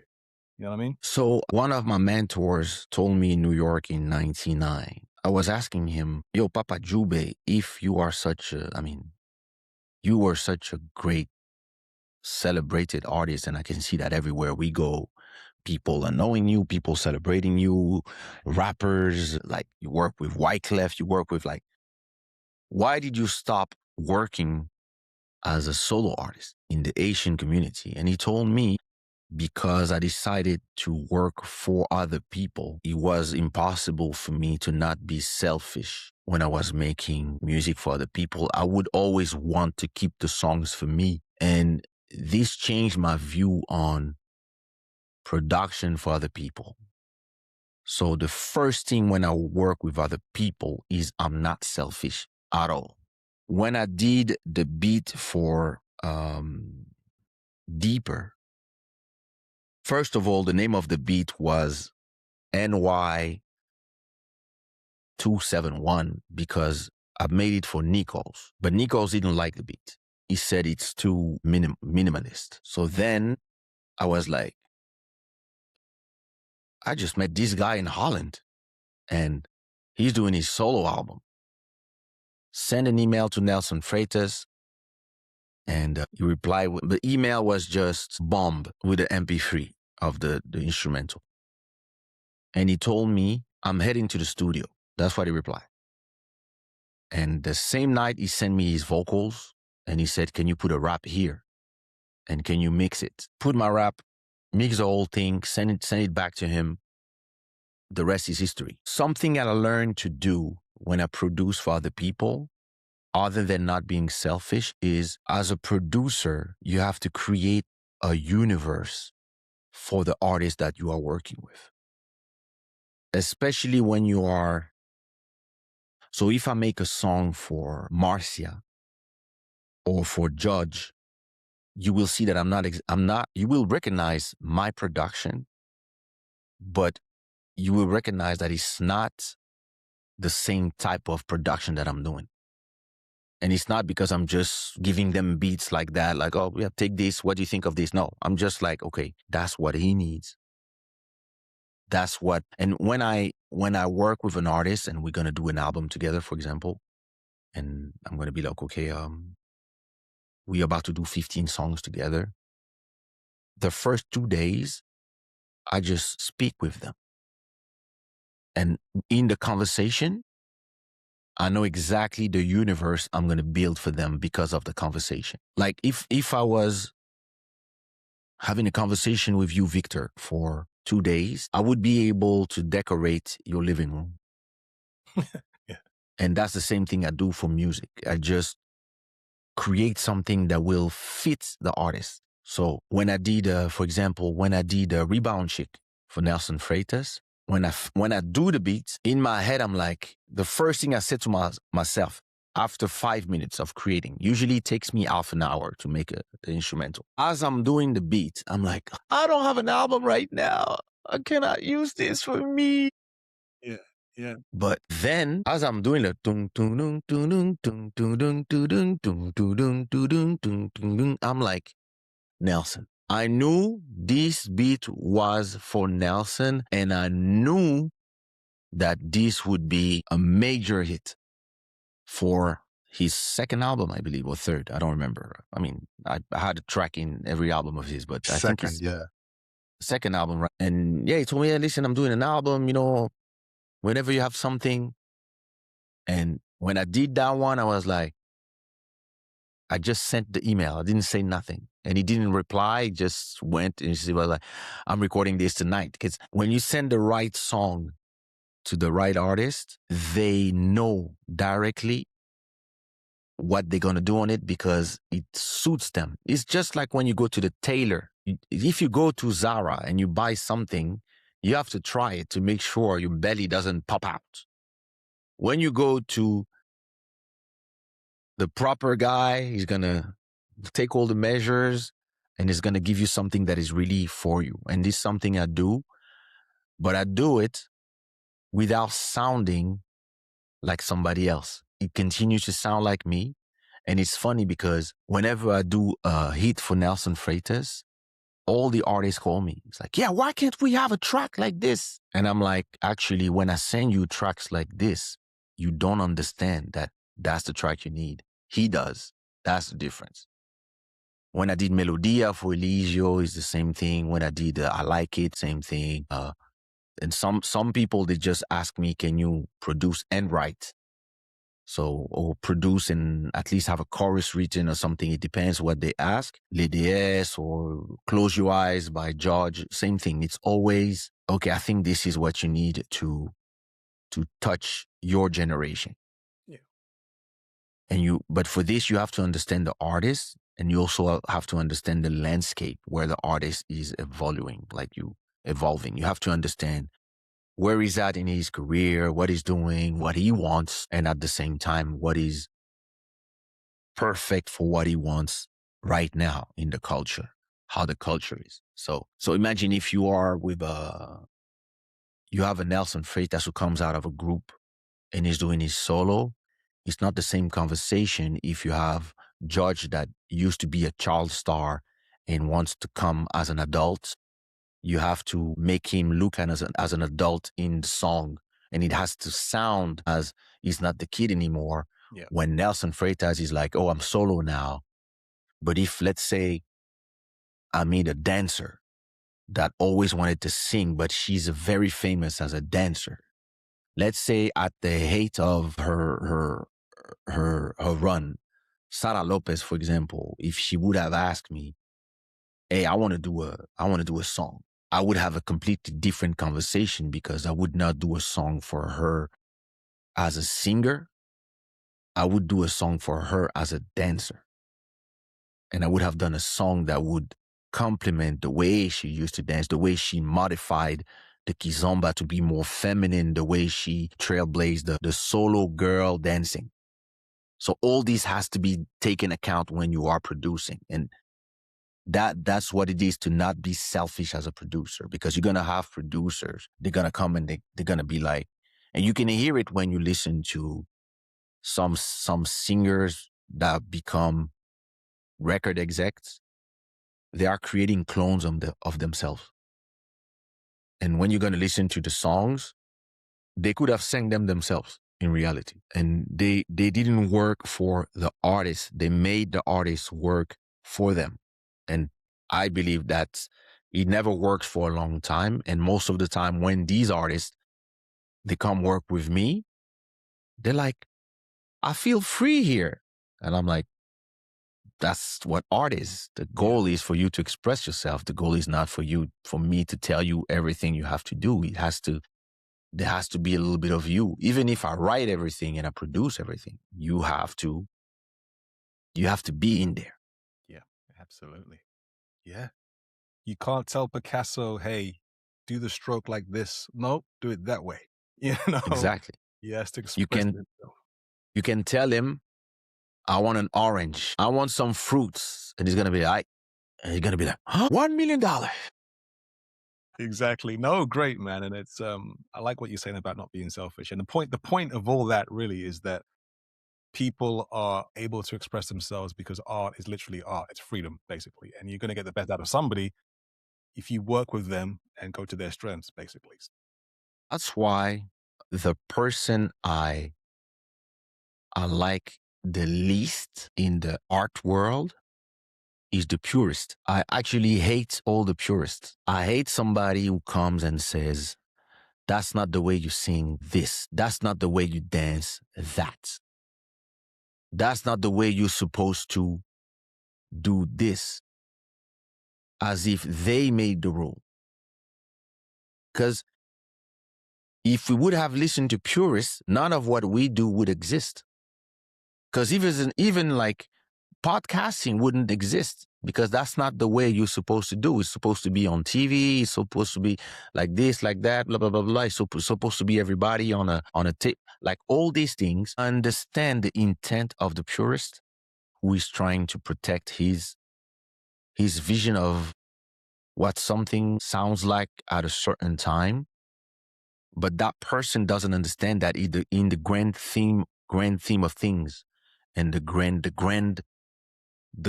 line of time, we are a point that will pass because time is moving forward. And as it moves forward, the kids of our kids will not do what we do. They might not even speak the same language as us. Yeah. The country's name will change, etc., because everything is moving. Language is moving. The same expressions move from things to things. So a lot of people, when they come and they start saying that, yes, that's not the way you dance Kizomba, I'm like, do you really think the way you dancing is the way they used to dance it, or they used to dance it back in the kingdom of Congo 800 years ago? No, you don't know. So you are just never think that you are zero. Okay. Yeah, so everybody believes that they are the first step of something. And it's funny when people say, yeah, but Kaysha, you need to bring the real Zouk back. I'm like, me? What I do is like, it's like I'm doing the bastard version. What are you talking about? Like, I'm the Jon Snow of That's Zouk. funny. What are you talking about? And it's funny because when I was 20, people were telling me, yeah, you guys, this is not the way you dance Zouk. That's not the way you make Zouk. And they used to come to speak to me until Creole. They would not even speak to me in French. They were like, how did not you hear the Zouk? I was like, man, leave me alone. People who were in their 40s, we were 20, we're like, look, listen, we are R&B, hip-hop, we don't care. We don't care about what you're saying to us. Non, ça n'est pas comme ça qu'on chante ça. Non, le Zouk, c'est en créole. I was like, I don't care. Like, listen, I didn't come to change your thing. I came to do something. I just came, listen, let me have fun. And I just want to curiosity have about fun. that. Curiosity about that, and just jumping on what you're saying, something that you said a little while ago. How did somebody like Jacob feel about what you did? If that was ever discussed or anything like that?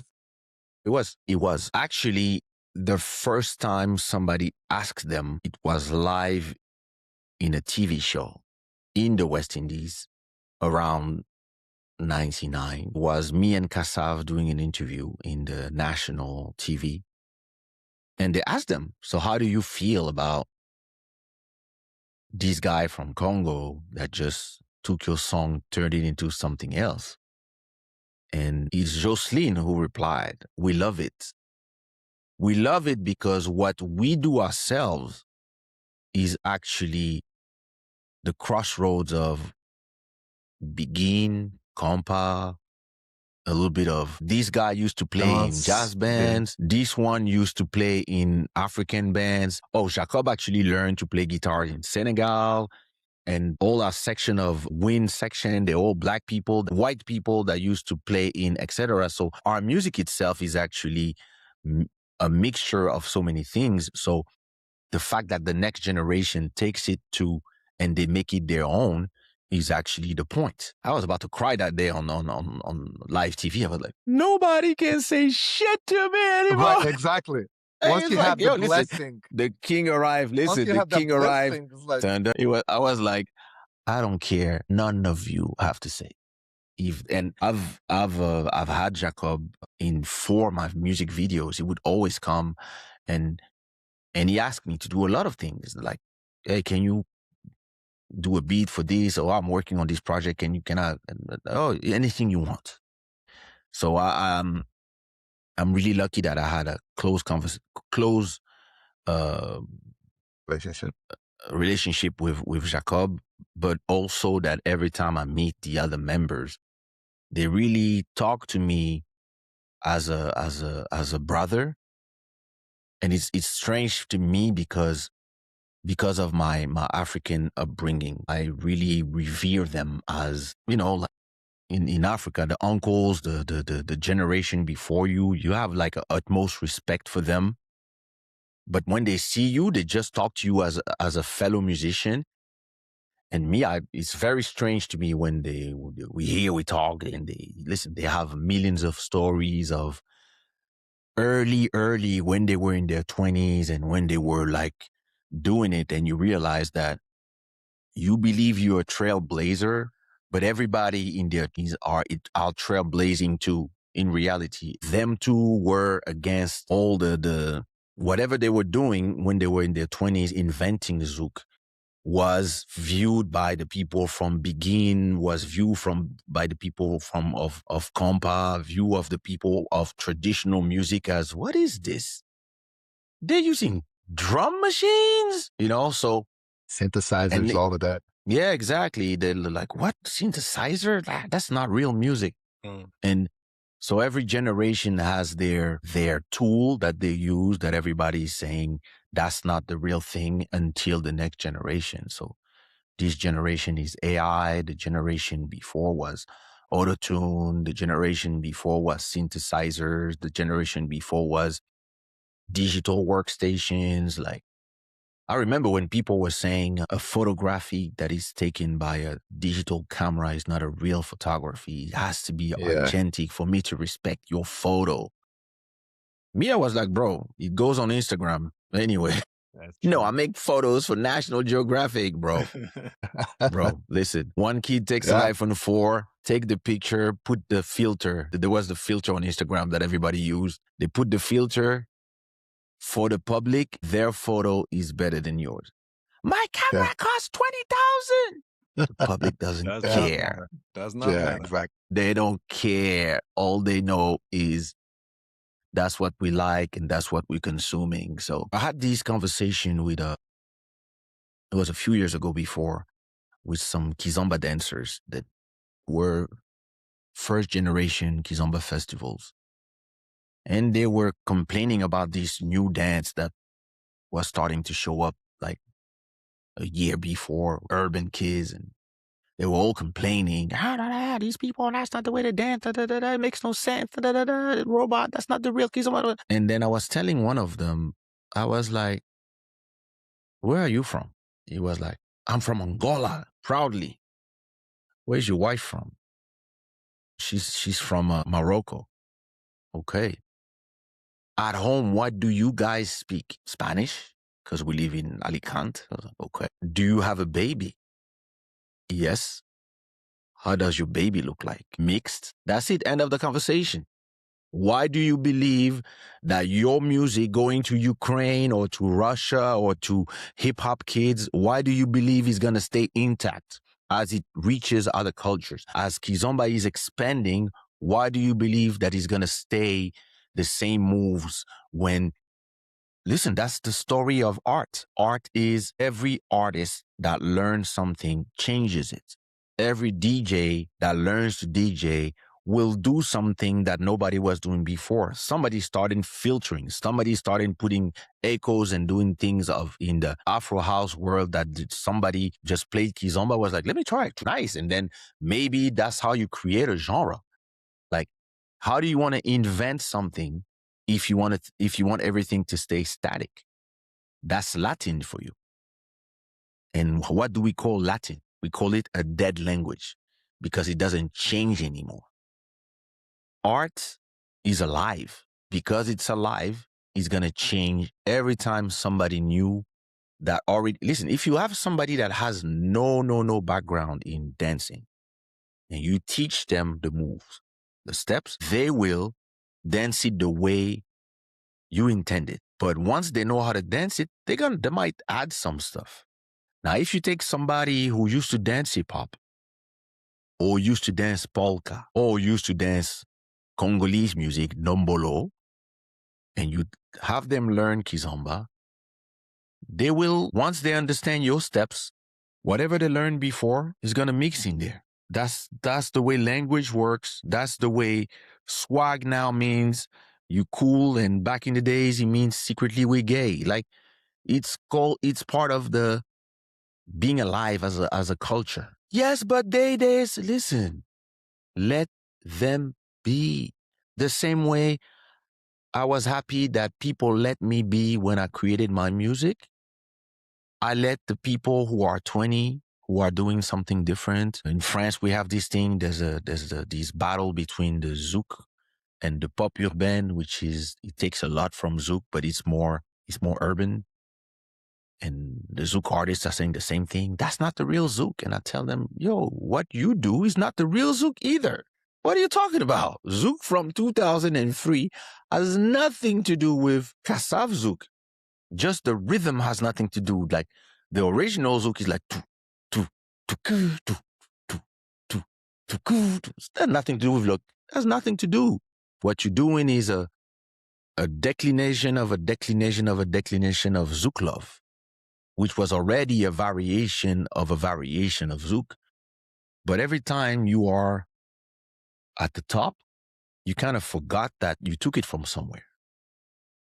You kind of forgot that somebody passed you the mantle, and at a point, it's time to pass it on. and let the kids do what they're going to do. And when you start being, I'm becoming old. So, kind of pivoting from this, right, in the business of art, you as a founder of Sushi Raw, always being in control, or for the most of your career, being in control of your own destiny as far as producing, as far as releasing, distribution, publishing, all of that. Mm-hmm. What do you think that most artists, although it's sort of different now because you're more independent, but what do most artists still get wrong about independence and owning their own work? The main issue between the desire and the execution, this is where the problem lies. People are dreaming of something they want to own, but most of the time they don't want to put the work. They don't want to understand the landscape before they take the road. If you are signed to a record label, there's a big bus and somebody tells you, go sit at seat 77.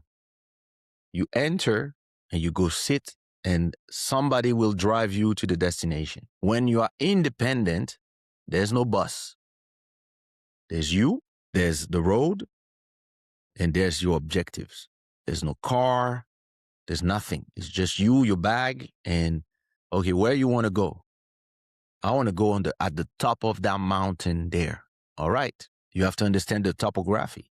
Where's the lake? Where's the road going? Or it goes through the jungle? Oh, I heard there's gorillas in the jungle. I heard there's lions there in the steppes. Okay, how am I going to protect myself? How am I going to do all these things? You have to learn, and you have to understand that it used to cost a lot of money, and that's why it was hard to get in. Nowadays, it costs nothing to record at home. This microphone costs $200. It's a digital replica by the same brand of a microphone that was used to record Thriller from Michael Jackson. So I believe it's a good microphone, right? You can buy a program with all the plugins, bells and whistles for $12.99 per month, and you can record yourself at home. So the difference of the world of today as an independent is, first of all, there's no more barrier to entry. When there's no more barrier to entry, there's way more competition. So there's a lot of dilution of your creations inside of what everybody's doing. It's the same thing as when you had 10 Kizomba festivals around the world and everybody would travel from everywhere, and every festival had like 500 attendees and that were willing to pay tons of money. And then some people smelled the money, and all of a sudden every city had their Kizomba festival, and everybody was complaining that, well, people don't want to pay anymore, and there's too much festivals. And yeah, because anybody could rent a hangar, put 2 lights and put a DJ and play some super low urban keys, and all these people were dancing, and then they would go fuck. It's all about understanding the landscape and how the landscape changed when you are first coming and the business is new. And then when the business becomes mature, it's different.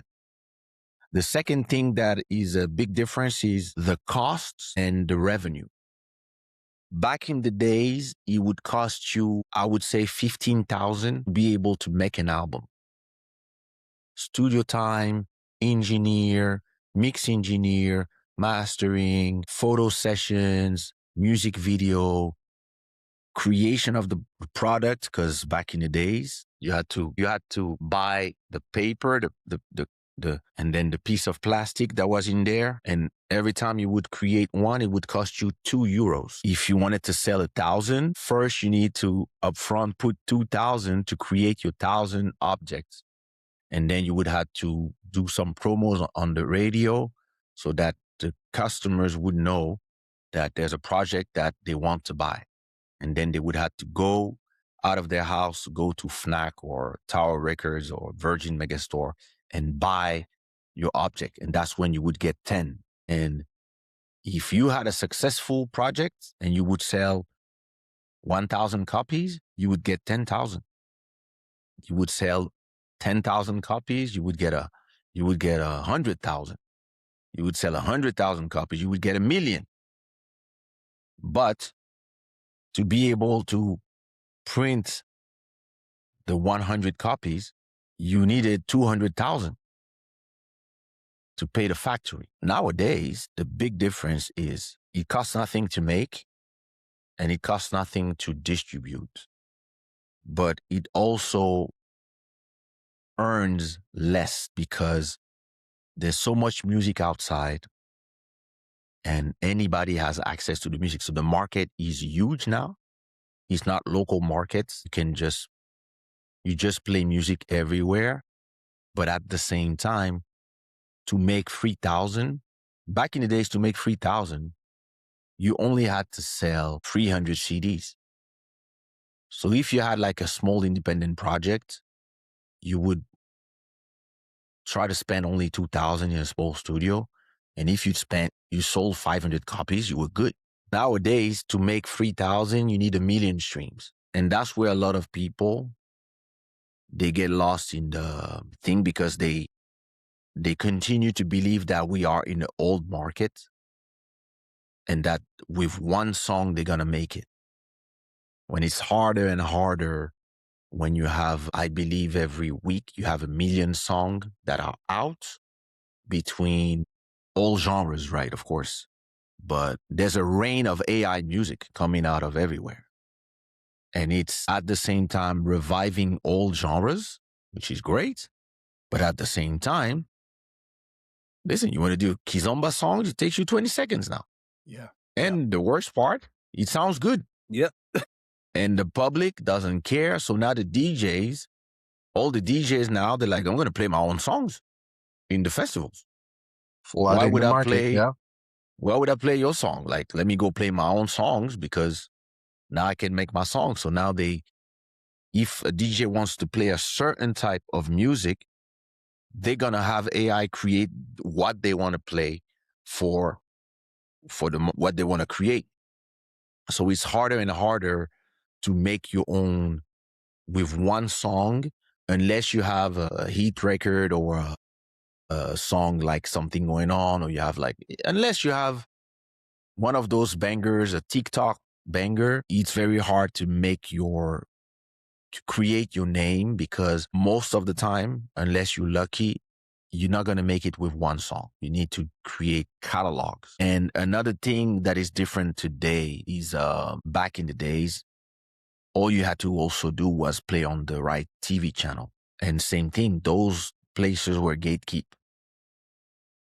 Nowadays, everybody put the music on the same places, TikTok, Instagram, YouTube. And you're competing with the whole world with platforms that decide who they are showing your music to. So, and a lot of people approach the independents as if they were 1995.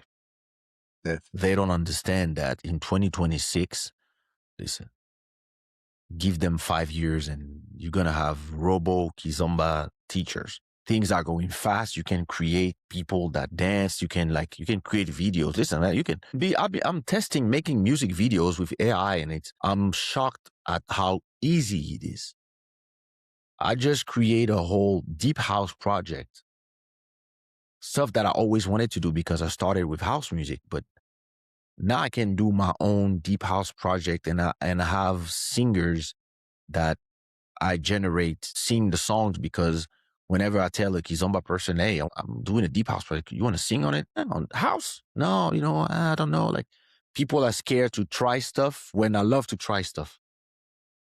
And you are now in a world where the whole market has nothing to do with how it is, and every 6 months, everything changes. I think there's a lie that have been told to musicians for the longest of time. Is 2 lies. The first lie is, it's great to be poor. Lie number 1, it's great to be poor and not be a sellout. I never understood this. And lie number 2, is great to be independent. No, it depends what you want to do and how you want to do. It's the same thing as, do you prefer being a working woman that is juggling between kids and work and life?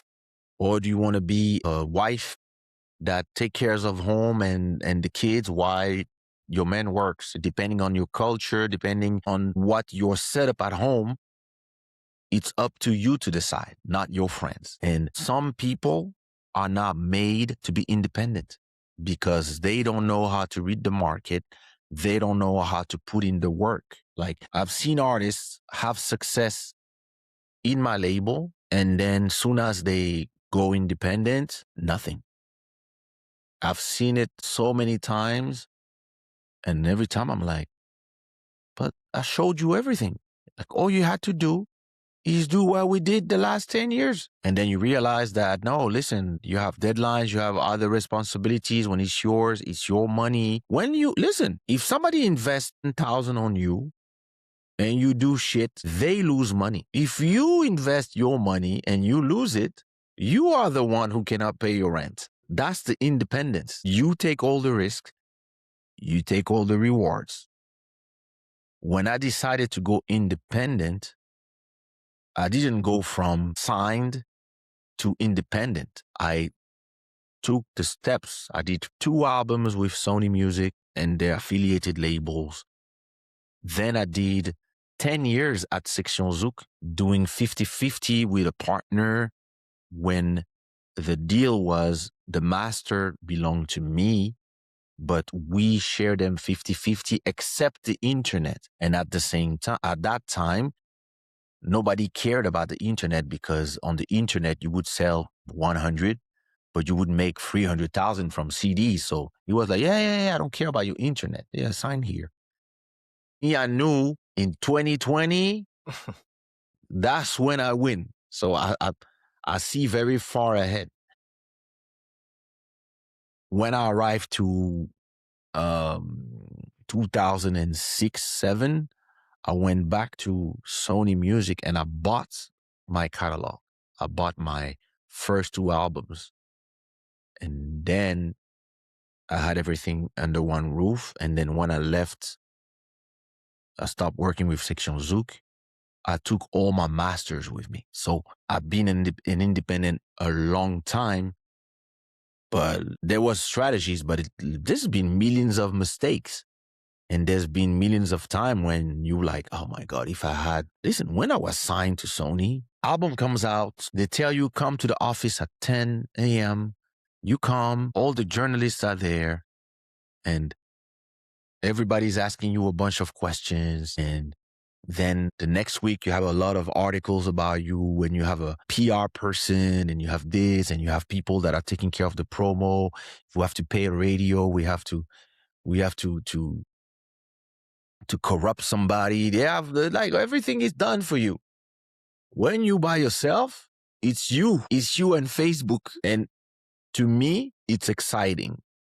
To a lot of people, they realize, I wasn't I might not expecting want to this. do this. Yeah. Yeah, but I need these makeup artists, 200. Damn, it's expensive. Yes, it is. Hello? That's what I used to pay. Then they call you crying. Yeah, this person asked me for that. Yeah, that's how much I paid for your last 2 albums. Yeah, but I mean, can't they? I said, that's what I've been telling you, to buy your own camera. That's why I've been telling you to buy your own lights. That's why I've been telling you, instead of buying some boots and a bag, next show you do, take 200 every show and buy the best microphone you can buy, so that you're going to use the same microphone in the next 20 years. Because, yeah, those are technology built for the ages. And if you make 1,000 every show, put 300 every show, 3 shows, you have enough to buy a good quality microphone. And if you already have your laptop, you're ready to go. But when you tell them this, they're not interested. They don't care, because they want to, they want to go and go perform. They don't want to own. But once your career starts slowing down because the more you advance in age, the less you want to be in the club because usually the kids are in the club. So when you are in your 20s, you are a kid yourself. Or if you start performing, you start your career at 19, your fans are kids, you're a kid as well. Once you are 25, they still relate to you. And you still have 25s in the club, they accompany you. But most of them are married now. Most of them have kids. Most of them they have jobs. When you are 35, your fans are 35 as well. And the new fans that you are trying to connect with, they are 19 in the club. You have the age of their aunt. Once you are 45, you're the age of my dad, bro. Like, how am I going to be a fan of somebody who's the age of my dad? They're connecting with the new ones. They're connecting with Judge, not Kaysha, Nichols. It's normal. It makes sense. But at a point, if Judge is 35, there's going to be a 20-year-old. There's going to be a Yasmin. There's going to be a next generation. It's normal. But it means you're in your 50s now. You're the age of my grandpa. What you mean? Me, I'm 16. I'm gonna salivate over a grandpa? Makes no sense. So you do less and less shows because the kids are in the club and they don't want to see you. The old people might show up on sometime if there's an old school party. They're gonna come see you, but when you are 19, you have to think about all that in your head. Me, that's what I did. Me, I was like, oh, listen, okay. If I still have a career when I'm 30, I should be there. If I still have a career when I'm 40, I should own this. By 40, I should own my catalog so that I can create passive residual income. I was saying this to myself in 1996. I was like, nah, listen, I have to do like this. By 2001, I already owned one compilation, Caribbean Soul. From then, I did my third album. I was the owner. Sumia's album, Eligio's album, ABG first album. Then I did a deal with Nelson Freitas. I was like, listen, you don't pay me for Deeper, but we co-own the song. Meaning that you use it in your album, of course, but then once your album came out after a few years, I can put it in compilations and use it as well on my stuff, and we both make money from the songs. And then I did this with a few people. Then after that, I launched Looney Johnson. I launched Mika Mendes. And all these albums, I own them. They don't. They get a royalty, a percentage of what I make. So by 2007, 2008, owned 5 or 6 albums of me plus 15 albums of a bunch of people. So whatever they did for their careers would benefit me because I would make money from composing songs, writing songs, owning the masters. So whenever they would perform somewhere, I would make some money as well from the different avenues. When you rent a venue for a concert, you have to pay a fee for playing music. If my music is played in there, I make money from that. So by 2005, I decided to put all the music videos of all these artists that I owned in a new website called YouTube. And back then, everybody was still selling DVDs. And me, that's when I did my first podcast. People forgot that I had a podcast called Chilling with Kaysha or something like that. I forgot the name. And at that point, I stopped putting the music videos on YouTube, and YouTube invites me to the monetization program. When they invite me to the monetization program, I start earning $1,000 every month from YouTube. And that's when I said to myself, okay, YouTube now pays my rent. Because my rent at that time was $800 in Paris. And just YouTube was $1,000. So in my head, I'm like, wait a minute. If I can turn these 1,000 into 3,000, and if I can turn the money coming from iTunes and Spotify, no, Spotify was not existing yet, but if I can start turning this into, let's say 2,000, I can move to a country where the rent is cheaper. That's when in 2008, when I realized that I'm making 2,000 a month from the internet, from YouTube and internet sales, that's when I said to myself, wait a minute, I should move to Portugal. It's going to cost me less money and I'm going to live better and I'm going to live by the beach. And by 2008, I'm starting to work on it. And I call Nelson Freitas and I'm like, yo, listen, I thought about this. And he called me, he's like, that's exactly what I thought too. And that's how we all moved to Portugal. Because it made sense as asset owners. The problem of artists, when they become independent, they don't think like asset owners. They continue to think as emotional singers. And because I'm both, I'm an artist, but I'm also an executive producer and a publisher. I understand both. I'm in the middle. I understand how it feels as a creator. I understand the frustration of a creator. But as an executive, I also understand that you invest money to make money. You don't invest money to please an artist. When I was just an artist, I was as annoying as every artist. I would go to Sony. Why we have this? Why we don't have that? Why? Hey, my album didn't come in. I have like 10 Cap Virgin telling me that they don't find my album in Rotterdam. Like Sony were like, where?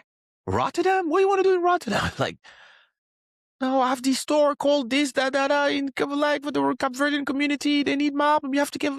They want 10 albums, and they were like, we are Sony Music. We don't speak to those stores.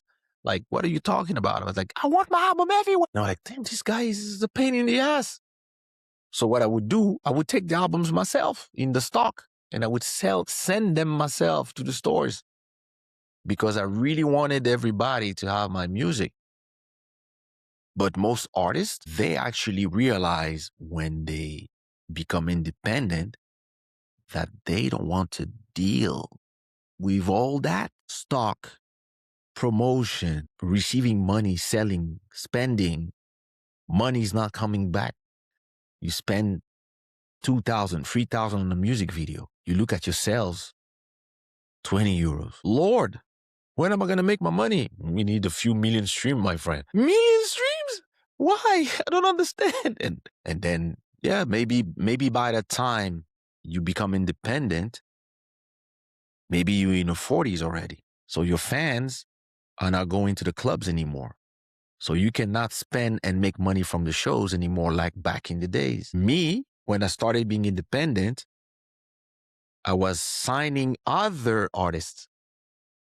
So when it was time to not do a lot of shows, I was making money from all these slaves.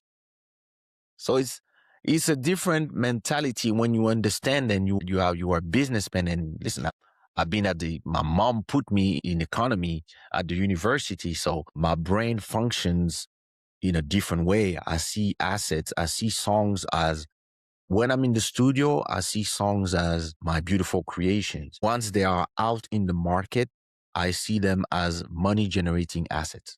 All of them. Some of them generate 10 cents per day, other €1 per day, other 10, other 100, other 500. To me, that's the way I see them. And it doesn't mean that I don't like them as a creator. When I listen to them, that's so amazing. But when I look at the numbers, I don't see them as my babies. I see them as assets, the same way I would invest in crypto or in stock options or in a restaurant. That's the way if you invest in your own restaurant, it might be your little baby that, oh my God, I have my room, my kitchen, I'm cooking, etc., etc. But then there's a point when you have to do accounting, taxes, etc. You have to hire somebody to come do this, do that, clean, etc. You start to understand that it's not just about the passion, it's also about the business. And a lot of people, listen, they don't know how to do that. because it's a completely other part of your brain that you have to use to be Yeah. able to do this as a Engage. business. And you know, I had conversations with my good friend Olga, who's a Kizomba festival, one of the most successful Kizomba festival creator, and we have business conversations. As the time was going, she was explaining to me like yeah, the hardship of organizing, like trying to please the people, and the competition from all these different festivals popping up. And I was like, okay, you should do this, you should do that. Those are business conversations. She was like, and I could see at a point we had a conversation. And she was like, listen, we just wanted to have fun and we just wanted to dance Kizomba. Yeah, but now you're a business owner. Now you're a business owner, and you are generating. You have clients and you have employees. So it's not when the festival is happening, you are not having fun because you're organizing. There's stress, there's this, there's drama, there's this, all the bull Different game. happening. Yeah. So, and that's when you see who can do it and who cannot do it. Because a lot of people were like, Kizomba festival, money to be made. Some festival were horrible because some people are not made to be businessmen, organizers. And it's the same thing with podcasting. A lot of people think they can be there in a podcast, hold 1 hour conversation every week with people and have questions. And listen, you might have people like me who can talk nonstop for hours. And sometimes you have people who have nothing to say. So that's when you have to learn. And then you have your podcast. It's a passion in the beginning, but okay, how do you make money? How do you make money in podcasts? People don't know. So all these things are things you have to start thinking about in terms of, okay, why am I doing this? What is the goal? How much money do I want to make? How am I going to make money? Do I use sponsors? Do I only use the YouTube money? But some people, they have no clue. They just come because of The an hype. opportunistic.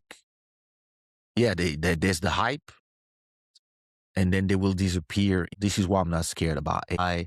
This is why I'm not scared about nothing, because when I do something creative, I know how to make money out of it. I'm wearing my own t-shirts.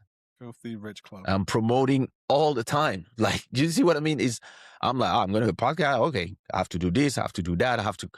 All these things are some people, they don't think about all this. So that's why they should stay signed to somebody. Taking this opportunity to pivot to my last question, then I'll let Victor take it home. Just podcasting. And I know that you had your podcast way back in the day, and that's you doing YouTube vlogging before most. And you had like, I don't know, 800 and something episodes or something like that. But in 2020, something changed. There was a pivotal point. There was a fork in the road. And, Club Shada came along. I was there first night you did it. We talked for hours about that. And then also now, more recently, Internet du Village. What do you think about those? What made you pivot to those? Was it a natural progression from what you already had been doing? What does it bring you as far as the universe of Kaysha Sushiro? How does that integrate into your universe? Are you talking about Internet du Village, or are you talking about Club Shada, or the whole thing? The whole thing, both those two latest ones. So it's very interesting because when I look at my career and the way I turn things into businesses, I realize that most of the things are kind of accidental. And because if you remember, first episode of Club Shada was called Sushiro Vibes. And it was me and Bodhisattva and you guys, we were all locked at home. And I just found this program and I was just like, listen, let me turn it on, and click live, and then spoke. Actually, a couple of days before, you were on Instagram, like playing music. Yeah. I remember that, old school R&B and all of that stuff. And then you transitioned to YouTube for Clutch. Yeah. Yeah, because I realized one thing. Instagram doesn't want us to make money. Instagram want us to bring them clients so they can show ads. And they don't share the money with them. But they tell you, here's your currency, likes and comments. Oh, look at all these likes. And me, I'm like, what am I going to eat with likes? But on YouTube, I was already monetizing my channel. I already had like 4,000 videos in there. They were generating 2,000-3,000 a month. So I was like, listen, it just makes sense to do this on YouTube instead of doing it on Instagram, because everybody's on Instagram, but Instagram doesn't pay you. People cannot give you a donation, etc. When on YouTube, you could place a QR code on the corner that would take people to PayPal if they want to do a donation. Like, you could do stuff. And I was seeing the Brazilians do a lot of shows, and they had like QR codes, and they had like So remember millions of talking people to watching. you, the shows, and they had the QR code. We were talking. We were like, "Yo, what are the Brazilians doing? This is crazy." Not even the Exactly. Americans were doing that at the time. Exactly. So, and me, I was like, look, everybody was doing, the Americans was like, look, D-Nice had 100,000 people live at the same time. I was like, the Brazilians have 1 million. Why the Americans are lying again? So then I did the first thing, then the next day again, and then I saw that there was really a lot of people that were just alone at home, feeling lonely. And the fact that we could just vibe together and talk about things, and me at that time, I'm not performing. At that time, I'm doing 1 show a month. That's before something going on blows up from TikTok, and that all of a sudden I do a little more shows. But at that moment, I'm living a great life. I'm making a lot of money from my catalog, but I'm not performing. I just do walks. I'm kind of having a life of retired artist. But when you are a creator, you need to express yourself. You need to have something to say. So to me, it was a way to also be able to tell my story, give my opinions on stuff, give my opinion about the music business, have conversations. And I don't remember when I changed the name to Club Shada. I think I was trying logos, and I was like, I don't like the first logo that I did. I did it on my iPad quick. Then I was like, I changed the name. And then at the point I was like, yeah, Club Shada. I like the name Club Shada. First, I wanted to find something with the name Kaysha, which made more sense in terms of marketing, because Kaysha is a brand that is recognized everywhere. But I don't know. Every time I would say, I was like, Club Kaysha. I was like, I don't know. Shada Gang, Kaysha. Let's talk with listen. Something with Kaysha didn't make sense. And then I did around 500 episodes during 4 or 5 years. And there was last summer, that I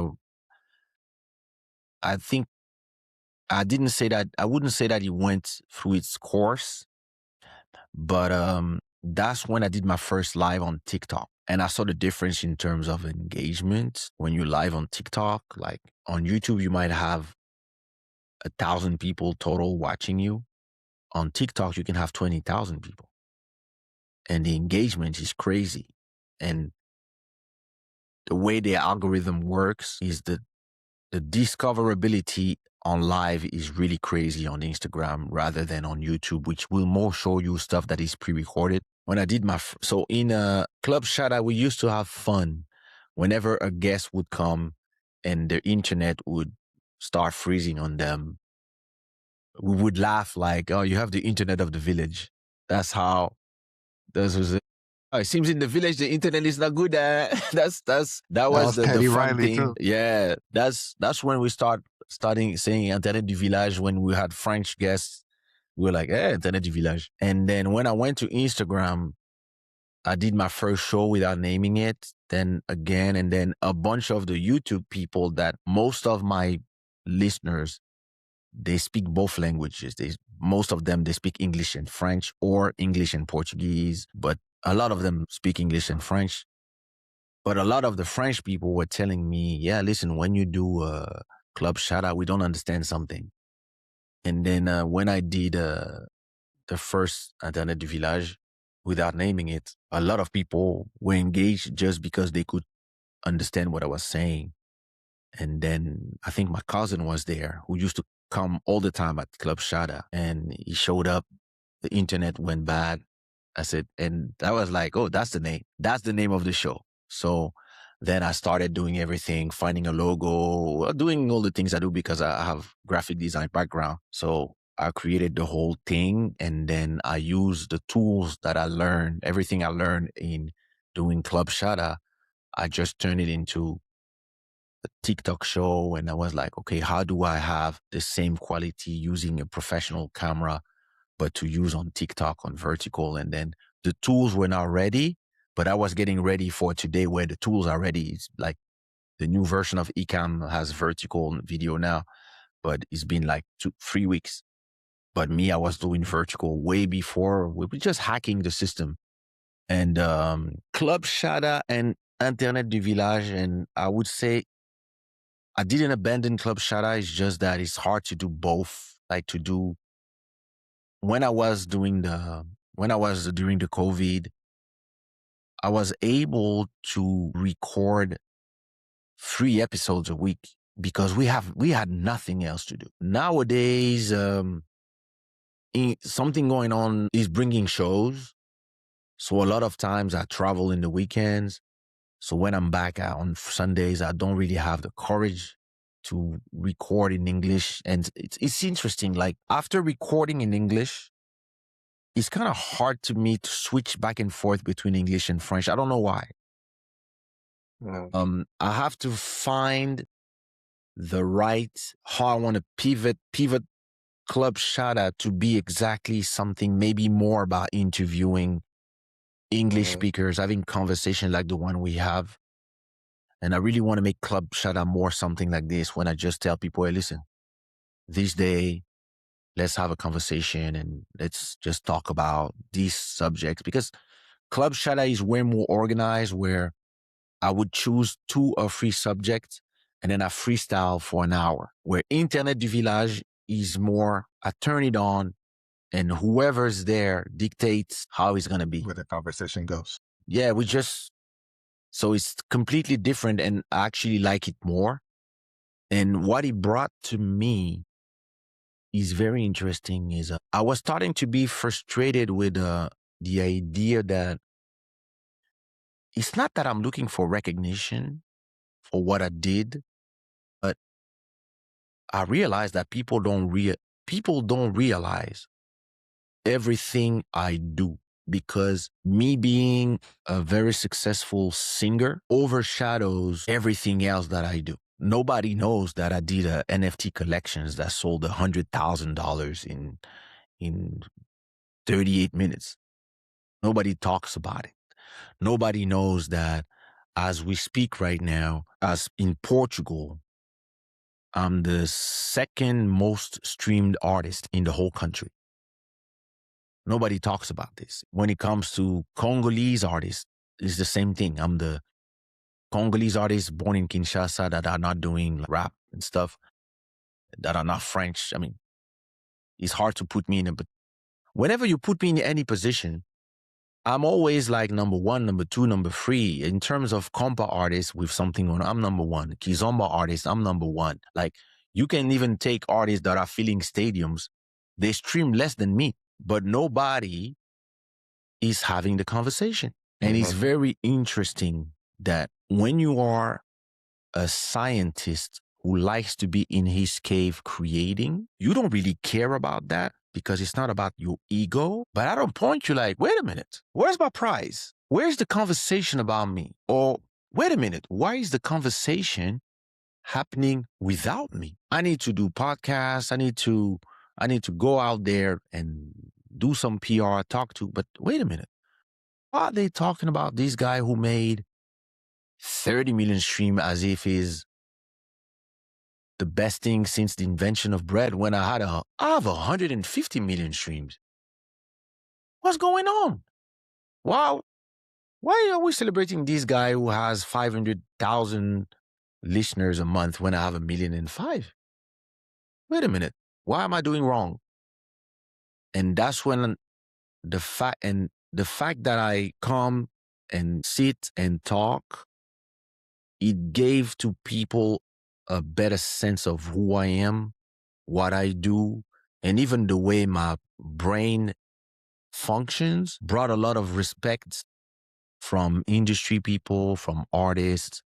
I have a lot of artists that are telling me every time I speak to an artist, they tell me, I listen to you. Sometimes it's 4 of us in the studio and we just listen to you for an hour and we commenting. I was like, I don't see you in the comments. No, we don't come in the comments, but we there.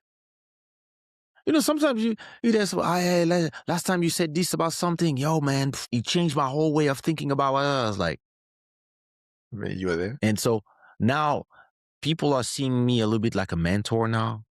Like I receive, a lot of comments I have are, thank you for showing me the way, or thank you for unlocking things that I didn't think this way, or even just the business, or even just ideas of I did a video called 10 ways to make money as a beat maker.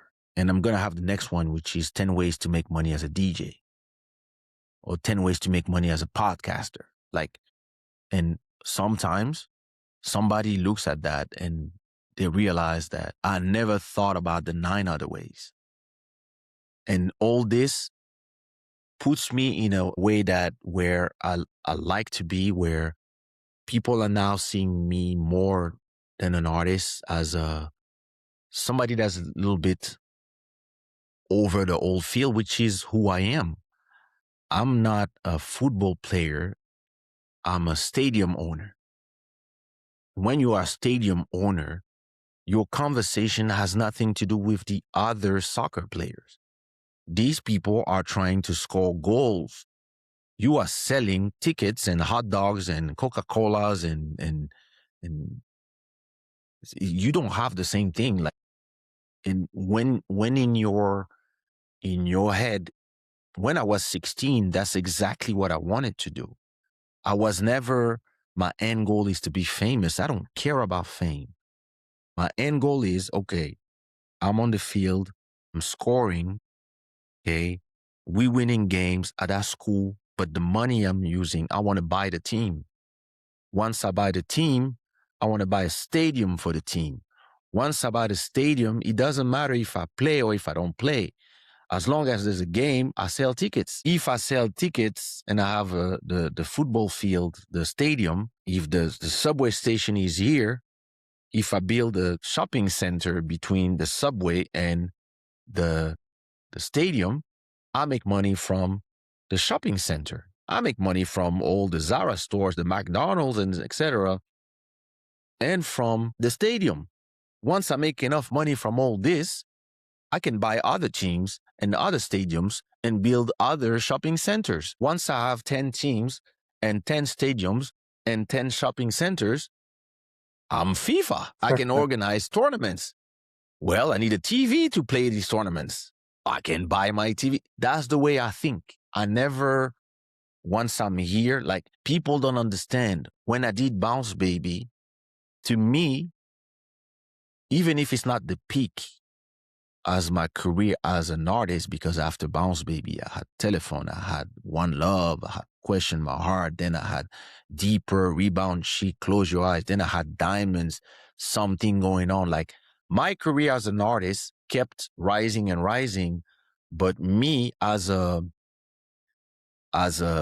business person, in 98, I'm signed.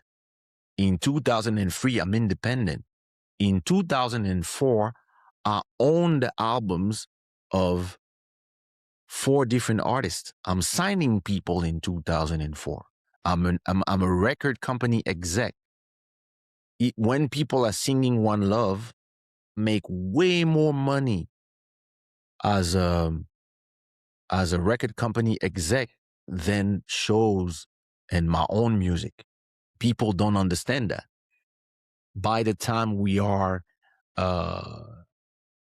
2015, I invest my money in Twitter, in crypto, in Bitcoin, in Spotify, in Google, in Facebook, in all the things that I use. I have a rule. Every time I use something, I have to invest not a lot of money, 1,000 in everything that I use, so that I own a little bit of these companies. And whenever they make money, I make a few cents. Then I start realizing, wait a minute, if I keep investing a little bit of money in all these companies, every time I make a little bit of money, or they make money, I make also a little bit of money.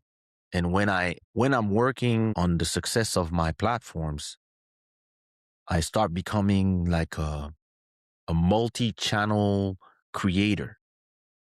And everything I do is in synergy with everything else I do. So when I do an episode of Club Shada, I'm wearing my brand that has its own website that I sell, that I mention every time. The people who are watching the podcast, they want to support the show, so they go buy some t-shirts.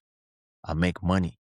Or they go listen to the music because they saw me and they're like, oh, remember this guy? He had some great song. They go listen to some old songs. And at the same time, when Nelson Freitas go play in a stadium, I make money because 2 or 3 of the songs that he's singing, I compose them. So I make money from the SPA. So that's how you build an empire. And it's very interesting that until I did my 2 podcasts, people never saw me as the ruler of my own empire. They used to see me only as an artist. So I think one-dimensional. people don't even realize that I produce these songs. People have no clue that I produced One Love, Question My Heart. People like, oh, I love Kaysha, but they think I love him, the singer, the artist. They don't realize that I'm also behind the songs and I also own the masters. They don't realize that because most artists are employees of labels. So people don't see you, the whole scope of everything you did. And the podcast give me that voice and give me that possibility to give my opinions on things and even change people's opinion about things or explain to them what they can do about things. I had a conversation on one of my episodes with somebody who was telling me that he was a Kizomba event maker. And I was like, okay, great. So how is the market of Kizomba? It's bad. Like, people don't come to the things anymore, blah, blah, blah, blah. It's different. And I was like, but what do you do different from other people? Oh, nobody ever asked me that question. Yeah, there you go. How much does it cost you to do a festival? This. Okay, so why don't you have a sponsor? But sponsors are not interested in Kizomba Festival. I was like, who do you go see? Samsung? Did you ever talk to people who make shoes for dancers, people who make shirts, people who make something that has to do with dancers, and that your clientele can meet their clientele? Did you ever go to these people, explain to them why they could give you 2,000 euros and it makes sense that they're going to have their logo somewhere? Did you ever explain to the right people? So maybe you make your Kizomba festival and instead of spending money, you're spending sponsor money. So listen, 1 people or 500 people, you already made your money. Oh, I never saw it this way. So when you have these business conversations with artists, with promoters, they start realizing, listen, when David Guetta asked 400,000 for a DJ set, the festival doesn't pay him. It's Moet and Chandon Hennessy that pays because they want the logo in the back, and it's worth it because there's going to be 1 million people that are going to see the logo. And it makes sense for them to put that money in there. So as creators, a lot of us, we don't want to have those business conversations. We have a podcast. It's written Kizomba Conversation, Kaysha, there's some flowers. Cool. Where's the logo? Who's the sponsor? How do we monetize? Those are conversations that we don't have because we've been, again, the two lies that people told us. We don't want to be sellouts. We have to be poor. No, we don't. We want to make, at the same time, good conversations that will elevate the people watching. But at the same time, we want to pay our rent and we want to make money from it.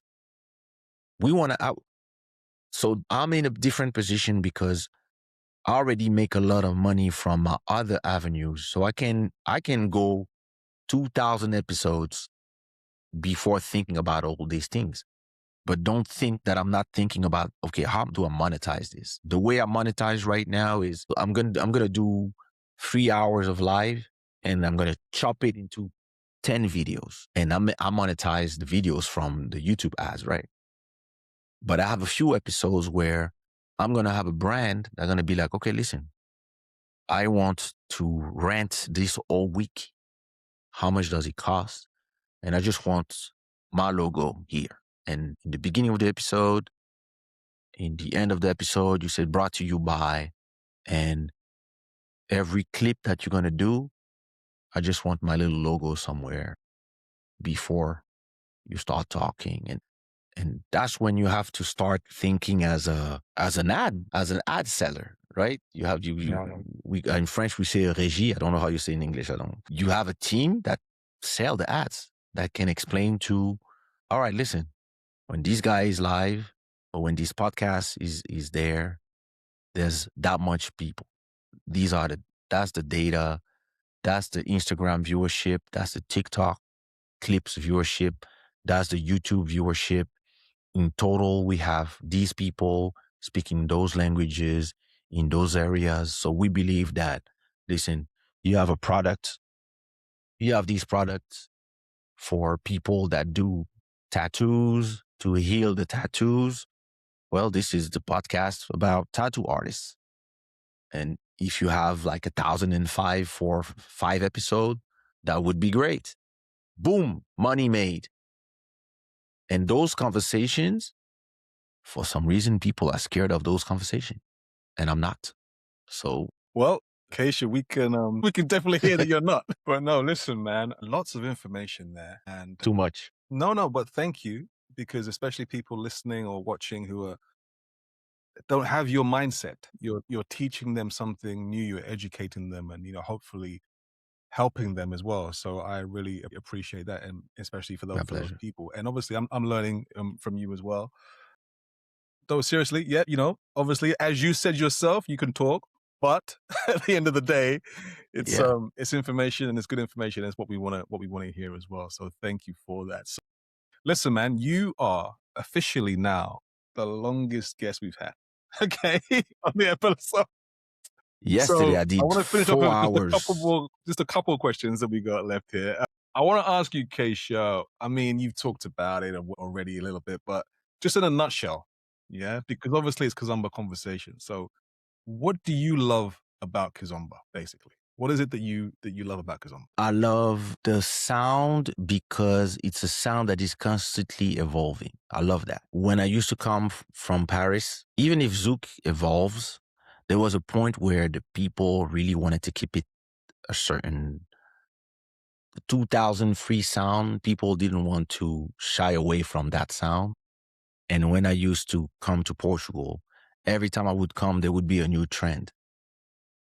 I would come, there would be Tarraxinha. I would come the next year, it would be Ventuinha. There would always be a new dance and a new trend of music. And this is something I loved because I hate when things just stay the same. So I really had a feeling that things were moving musically. I love the people because I can feel the passion of the people for the art and for the culture. And I can see how the people who are not from this culture are ready to invest and protect that culture. So that's lovely. And I love watching people dance because, believe it or not, I can't dance Kizomba. So I love watching people dance. Yeah, no, like, well, Sarah Lopez tried to teach me, but I was like, what? Because I was like, can you do like, and she was like, I was like, yo. No, it's fácil. 1, 2, 3. I learned to dance Zouk in France. So in my head, I hear the 1, 2, 1, 2. It's hard for me to go 1, 2, 3, 1. It's very hard for me. Yeah. Yeah. If I put my mind into it, yeah, I would 10 lessons, I'm ready. Good. Yeah. But actually, not really somebody who loves to dance. I prefer making the music for those who dance. So, yeah, but I like watching people dance. Yeah. I love it. No, great, great. Thank you. So you talked about the culture and the people and you love making people dance. So on that point, so our listeners, so Kizomba Conversation listeners, you know, they're dancers, DJs, teachers, lovers of the culture, like you were saying. So if you're speaking directly to them, yeah, what do you want them to feel when your music comes on? What are you hoping that they feel All when right. they hear your tune? I don't want them to feel it when my music comes on, because when my music comes on, I want them to feel something different. But I'm going to answer in 2 ways. First of all, I want them to feel whether my music comes on or not. I want them to feel appreciated, because as a creator, appreciate the fact that they are dancing on my music and they are loving it and they are spreading it all around the world and in their different communities. So I appreciate you guys. Now, how I want them to feel is feel free to feel what you want to feel, because the music is made for you to create something else. See it as this is the pot, you guys are the flowers. So you grow the way you want, in the color you want, and you dance the way you want, and you, whatever you want to feel, whatever you want to do with it, go ahead. Feel free. That is pretty damn beautiful, I must say. To end on, what a fantastic answer to the question. Okay, yeah, feel free. And Thank you've been you. saying Feel that all free. along anyway, right from the start. So it's great that we ended on that, man. But Kaysha, listen, thank you. Okay. My It's pleasure. been a long one, but it's been a good one. Lots of nuggets in there, lots of information. And it's been great getting to know a bit about you as well, your background, the music, the business side, and just learning about you and how you think as well. So obviously now when we listen to your music, or people who are listening to this, they can appreciate what you're doing and where you're trying to go. You're breaking barriers. You don't want things to stay the same, and I love all that as well. So it's great to find out about you, man. So thank you very much. Okay, thank you Thank for you for joining having us. me. It's been an honor to have you on the podcast. But just before we let you go, right? What we normally do is we have these cards, and on these cards, these are just a bit of fun. Okay. Listeners, people that subscribe to the podcast, I said, Kaysha's coming on. I spoke to a few people. What are some of the Okay. fun questions that we can ask Kaysha? So we come up with these questions, right? Now, the thing about Ooh. you is that you've answered one of these already Oops. in the conversation that we had. So I would have got you to pick one, but there's one here that you haven't answered. And I just want to ask you this question then. So basically, it says, if today's Kaysha could sit down with the younger version of you at the very start, yeah, what's one piece of advice you'd give to him about music or the industry? Learn to swim with the sharks, and don't worry. You are always right in the end. So basically, trust yourself, basically. Be patient with yourself and be patient with time. It's very frustrating to be right but misunderstood.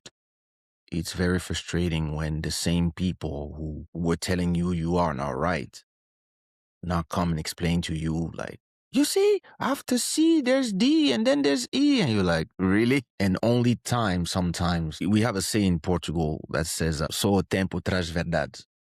The only time brings the truth. And actually, it's the same in Lingala. Mensonge aille na ascenseur, vérité. The lies take the elevator, the truth take the stairs, but they arrive eventually. And in this business of music, a lot of time I've been frustrated by not being heard and not being trusted by my peers, by the people who were saying they would follow me. There's always a point where people, you look in the back, there's nobody. And I used to be frustrated at the fact that every year somebody comes and tell me, you were right. It used to piss me off. You have no clue. Like, I was like, yeah, what am I going to do with that? Now I'm more like, yeah, it makes sense. Like, people don't realize how the people who have a vision and an understanding of all the details of things that can make the calculation before you, they feel lonely sometimes, because most times you are alone doing what you do. You are alone doing the first singles when everybody's doing albums, having a YouTube channel when everybody's selling DVDs, etc., etc. You feel lonely a lot of times because other than your group of friends who are excited by what you're saying, sometimes the market itself will not be ready for you. So you learn to walk slower sometimes, or you learn to go in front, put something in front, but this is for 5 years down the line, but you already built it. And now you come back and you build something for in 10 days because that's nearer. Like, you learn to accommodate yourself to the market. I wouldn't say that every choice that I made were the right ones, because I think if all of us could go back, we would do things differently for some things and exactly the same for other things. But in terms of vision, sometimes you have the right vision, but you have to learn the execution. You really have to learn how to execute, because the market continues to be the market, and the market is not made of people like you. The market is not made of visionaries. The market is made of consumers who are kind of basic. So if you are excited about the calculation that 0.5 plus 0.30 plus 0.10 plus 0.05 plus 0.02 plus 0.03 equals 2, that's cute. But 1 plus 1 equals 5 works better. So you have to learn to keep the complicated stuff for your small group of people or the fans that get it, but understand that 1 plus 1 equals 2. So you have to either make it simple or make it look simple. And there's a little fine excitation about creating something that is very complicated, but when people look at it, they're like, 1 plus 1 equals 2. But in reality, it's not really that. There's a lot of, if you look closely, that's not a 1. So that's when you start having fun, because you start understanding who you are and where you are and how you are different from everybody else. And it's kind of complicated to say that you're different with everybody else, because people might take it as, who do you think you are? But you are. So you have to accept you have to accept all this. So yeah, if I was talking to my younger self, that's what I would tell him. Like, listen, you're different. You're a little bit in advance, 15 years. It's going to be all right. Just do what you have to do. Believe in yourself and don't worry. Don't be ashamed of everything, because some of it is not your fault and most of it is just, listen, that's your blessings. And most of my mentors, they kind of understood that, but it took them time to explain this to me as well. Like, they knew, like some people knew once they start working with me or when they met me, that kid is different. And that's why they took me where they took me. But yeah, at a point I was feeling lost, because listen, sometimes you're in the middle of Cape Verde and everybody's Cape Verdean, everybody's speaking a different language than you. Can be in Cape Verde, can be in the West Indies, and everybody's looking at you a little funny because you're the only one singing playback and everybody is with a live band, and somebody decided to put you to perform in the middle, not at the end, not in the beginning, in the middle. And you're like, why would you do this to me? But once you go on stage and you destroy everything and everybody looks at you different now. and the person that put you there tell you, you see, because sometimes people believe in you more than yourself. True. Because they see how different you are, and they see the brilliance. They see your aura. So you have to trust in that, but it's something that you learn as well. Fantastic. Thank There you. it is. Thank you. Thank you. All right. Fantastic Pleasure. advice. And Kaysha, where can people find out about you, especially if they don't know about you? Where are you on the socials? Kaysha.com. You go to Kaysha.com and then you have Everything there. everything is there. But yeah, Kaysha 1974 on Instagram, Kaysha 22001 on TikTok. Those are the places where you find me, and that's where I interact the most. But Kaysha.com and Kaysha.tv, that's my YouTube channel. Those are the places really where every day there's new YouTube videos on YouTube, and every Wednesdays you have Internet du Village, my show in French. Every Sunday you have Club Shada, my show in English, and every Friday there's a new song as well. Fantastic. Okay, cool. Excellent. So everybody listening, just want to say thank you for tuning in. You heard Kaysha there. Make sure you go and check him out on all the channels there and find out about what's going on with Kaysha. All right. So Kaysha, thank you. One love, sir. One Thank love. you. Okay. DJ Bless. Guelas, just want to say thank you for coming back. And people, make sure you check out DJ Guelas' episode if you haven't checked that too. And like I always say, thank you all for listening to us. If you want to subscribe, please do. But like I always say, keep dancing, and we'll see you on the dance floor soon. Peace. Peace out.